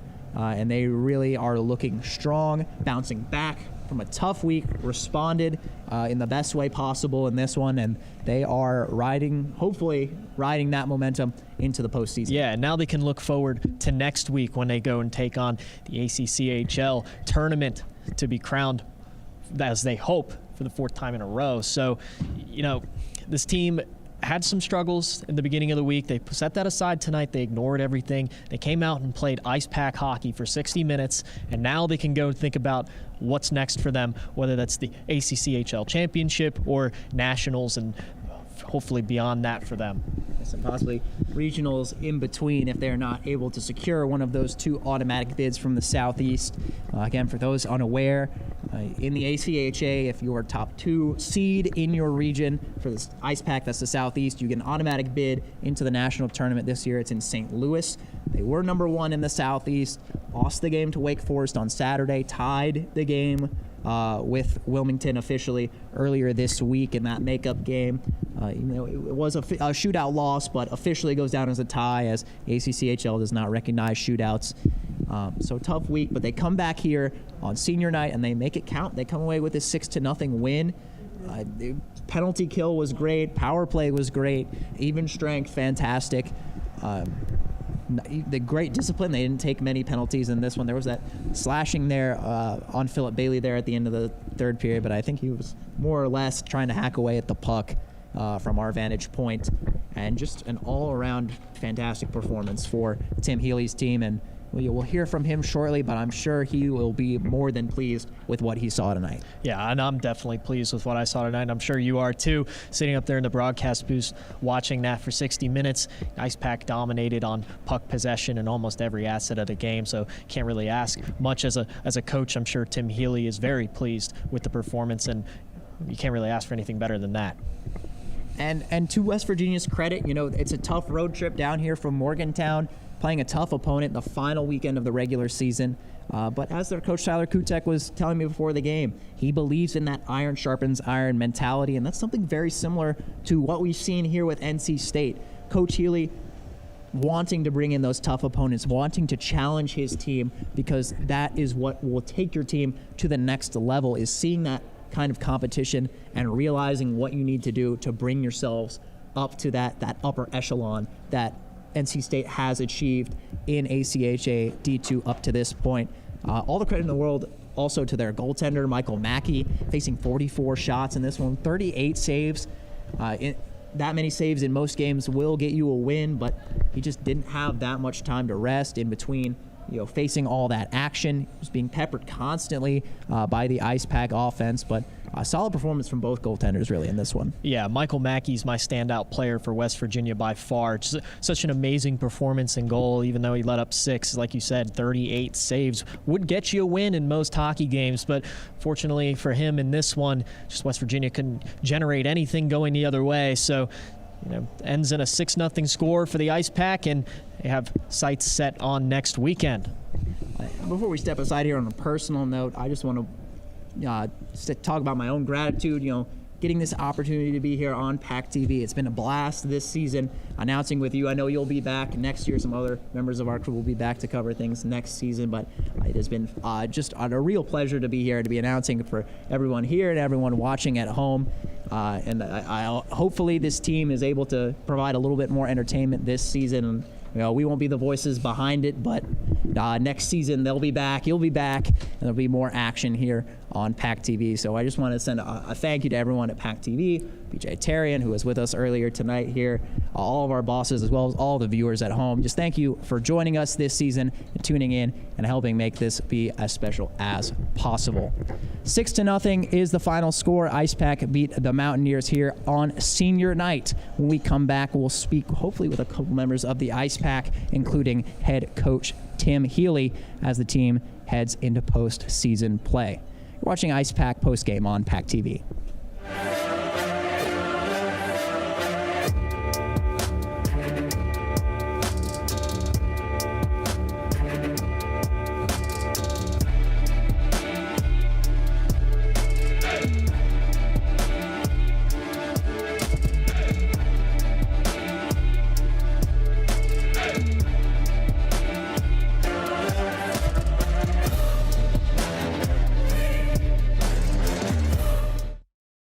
Locally owned and operated by an NC State graduate, the Red and White Shop is your source for all things NC State. Just off campus in the Ridgewood Shopping Center at 3526 Wade Avenue, the Red and White Shop has everything the NC State fan needs. Sporting goods and memorabilia, your favorite NC State team apparel, tailgating essentials, Icepack gear. A proud sponsor of the NC State hockey team, a percentage of all Icepack sales go back to the team. Stop by today or visit us online. The Red and White Shop. From the top of D.H. Hill Library, Don Diablo. Oh yeah, this is actually like in my studio. WKNC HD3 Raleigh. Hey, what's up and what's going on, folks? It's Kid Kinetic, your boy up here at the top of the hour. And guess what I got? A treat that's too sweet to beat. This is Wolf Bites Radio. Oh, that's really sweet. NC State.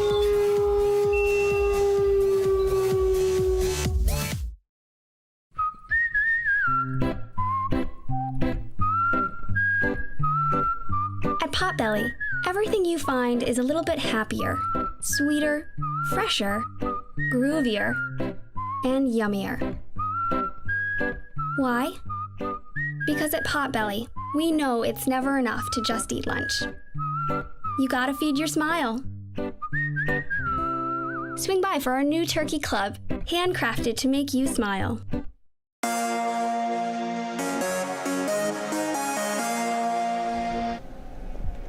Welcome back to the Icepack post-game report. Icepack win this one 6-0 on senior night over the West Virginia Mountaineers. We're going to take a look at the final period of highlights from this game. One where the Icepack were largely dominant, and that's something that continued on into the third period. Just the whole game really taking place in the West Virginia zone. A relentless attack from the Icepack offense throughout this one. And the third period, they just put the stamp on this final game. Just a dominant performance all around. It was a good view for us sitting up in the booth because we were on that side for most of the game. It was the first and third periods that they were coming towards us. So we got a lot of action in front of us. Unfortunately, not much for our new fancy camera behind the net. It was on the other side. We only had the Icepack shooting over there in the second, but overall, like we said it so many times, just a really good performance by the Icepack team just in general. So many shots, 44 on net, one of the highest of the season for them. Just a really great performance. And it was a bit surprising. Right off the opening draw of the game, West Virginia took the puck into the offensive zone, had a bit of a decent chance there at the side of the net. I weren't able to bury that, but from that point on, from that initial shot, things were fully in the other end, essentially the entire game. And it's just interesting to see how things shake out like that. They're able to generate that quick chance right off the opening draw, but from then on, the Icepack really just imposing their will the rest of the way. And West Virginia, just 2 shots in that first period. I believe just 4 shots in the third period as well.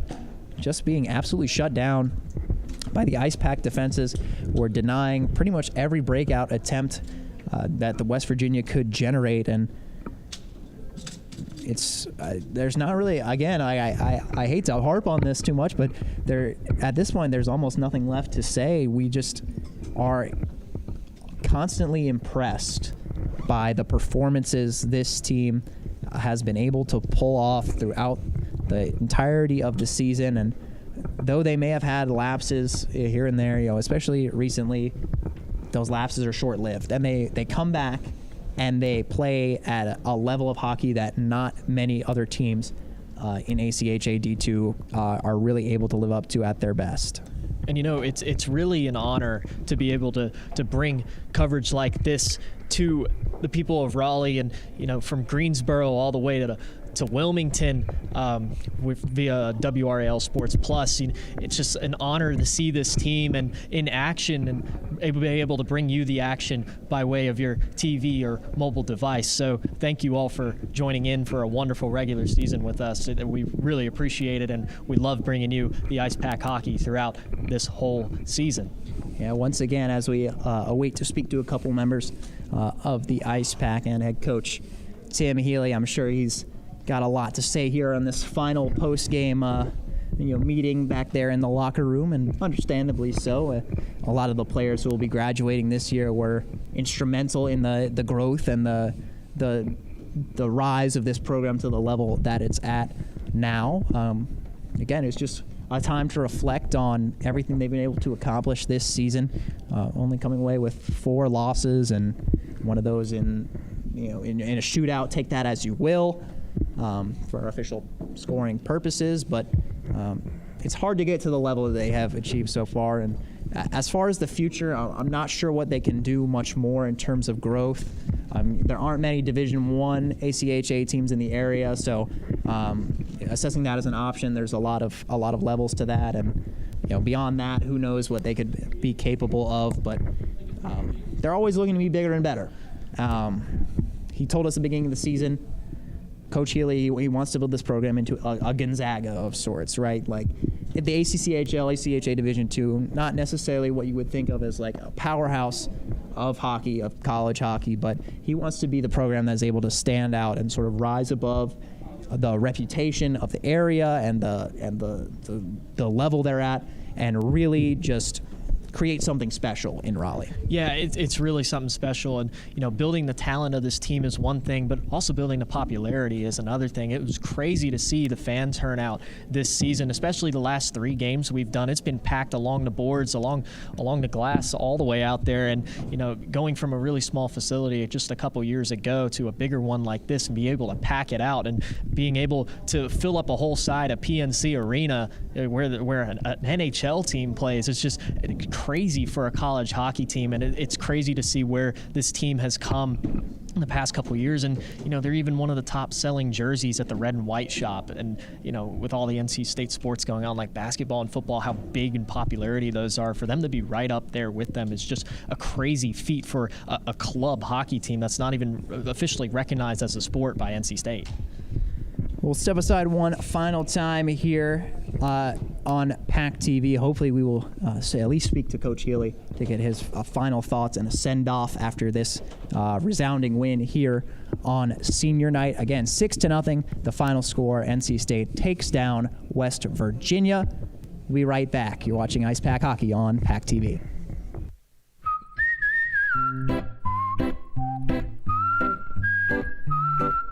At Potbelly, everything you find is a little bit happier, sweeter, fresher, groovier, and yummier. Why? Because at Potbelly, we know it's never enough to just eat lunch. You gotta feed your smile. Swing by for our new turkey club, handcrafted to make you smile. Locally owned and operated by an NC State graduate, the Red and White Shop is your source for all things NC State. Just off campus in the Ridgewood Shopping Center at 3526 Wade Avenue, the Red and White Shop has everything the NC State fan needs. Sporting goods and memorabilia, your favorite NC State team apparel, tailgating essentials, Icepack gear. A proud sponsor of the NC State hockey team, a percentage of all Icepack sales go back to the team. Stop by today or visit us online. The Red and White Shop.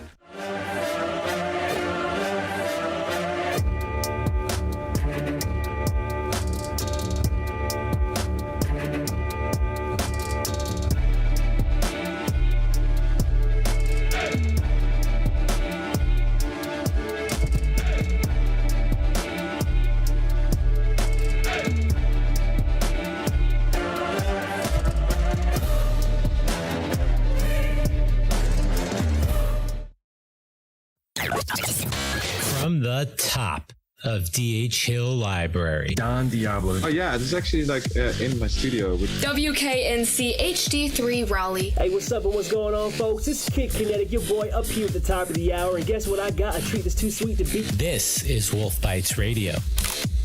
Oh, that's really sweet. NC State.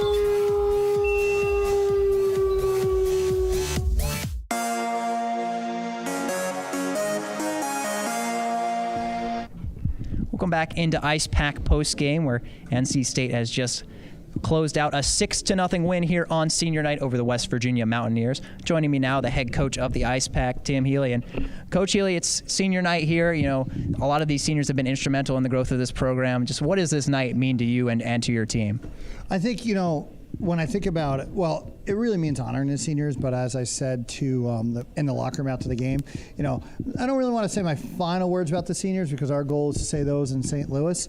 But you know, there was a little piece of symmetry here in that their first regular season game for this senior class was at West Virginia, and particularly when we had, you know, Robo and Riley and Parker, and they went off that weekend, and Coach Gazil and I kind of looked at each other and we're like, ooh, we have something here in this grouping. And, you know, they haven't disappointed the rest of the way, and they've done a lot of great things. So it's kind of fun in that regard, you know, ending the regular season for those guys where it started 4 years ago. So your team gets the win tonight, although you guys have dropped to 3 in the ACHA Southeast rankings. And for the viewers at home, and for me, frankly, because it's a system I'm not completely familiar with in the ACHA, what are the next steps for your team going into the postseason and trying to qualify for the national tournament? Well, I think you almost think about NCAA basketball, where they take 64 teams to a postseason tournament, but you also have your conference tournaments. So your first bit is, you know, there are your conference tournaments in ACHA D2. And you can get into the ACHA postseason tournament by winning your conference tournament. But if you're ranked high enough, you can get an at-large bid too if you don't win your conference tournament. So that's what's next for us, the conference tournament. We're guaranteed, if we were to get upset in that tournament, we would still be guaranteed a spot in the ACHA postseason. Now the ACHA postseason, instead of 16 teams from each region, like the NCAA basketball tournament, they take 14. However, to get a bye right to nationals, think of nationals as starting at the Sweet 16. So last year we got to go right to nationals. 3 years ago we had to go through regionals. And so that's where, you know, unfortunately our slip up of the last week will put us in regionals. Thinking about us starting off as a round of 64 in Columbus, like we're playing a round of 64 and the round of 32 up in Columbus to get to St. Louis, where we start with the Sweet 16. All right, but I'm sure the first thing on your team's mind going up to Lynchburg next weekend and trying to win that ACC tournament. Or it is in Winston-Salem. Yeah, Winston-Salem, yep. Well, and that's the first thing in your mind, right? And we know how much, you know, we're obviously in basketball country, but we know how much it means. You know, you think about Greensboro when, you know, NC State, you know, winning the ACC title up there, when an ACC team wins an ACC basketball title in Greensboro, that's what it means to win the ACC title up in Winston-Salem. So that's the first thing, you know, and this senior class, they're 3 for 3 on it, and we want to send them out 4 for 4, and it's something that hasn't been done before in the league. All right, to finish things out here, I'll just leave the microphone to you. If there's any final words you have for the fans at home, moving forward for the program, I'll give you that soapbox to stand on now, and just send your message here before we send things off. I think my soapbox would be gratitude. Gratitude for, you know, your team here that's done such a great job. We were remarking between periods today just how far this broadcast has come since we've been associated with. So gratitude for everyone here, Sullivan, everyone, you know, doing the work behind, you know, that's off camera. I hope you guys give them a good shout out. Gratitude to our fans. You know, we're a self-supported program. Whether you're buying tickets or merchandise, we couldn't do what we do without our fans. It gives us a great home ice advantage. And frankly, how our fans behave. You know, we were in a there were some unacceptable things that happened out of the UNCW fans on Wednesday, and I'll leave it there. Not why the outcome was. Great job on the ice by UNCW, but it makes me appreciate our fans all that much more, how educated they are in the game, how much they support us. The parents of the players, right? Like this started when they were 5-6 years old at games at 6 a.m. So gratitude to all these people, our fans, our parents, you guys, everybody that makes this happen. All And my gratitude to you, Coach. It's been a pleasure covering your team this season. And for the final time here on PackTV, for producer Sullivan Strong, color commentator Joey Bianconi, and everyone on our crew, we'd like to thank you for joining us for tonight's broadcast of Icepack Hockey on PackTV, bringing you into the Pack. Good night, everybody. Go Pack.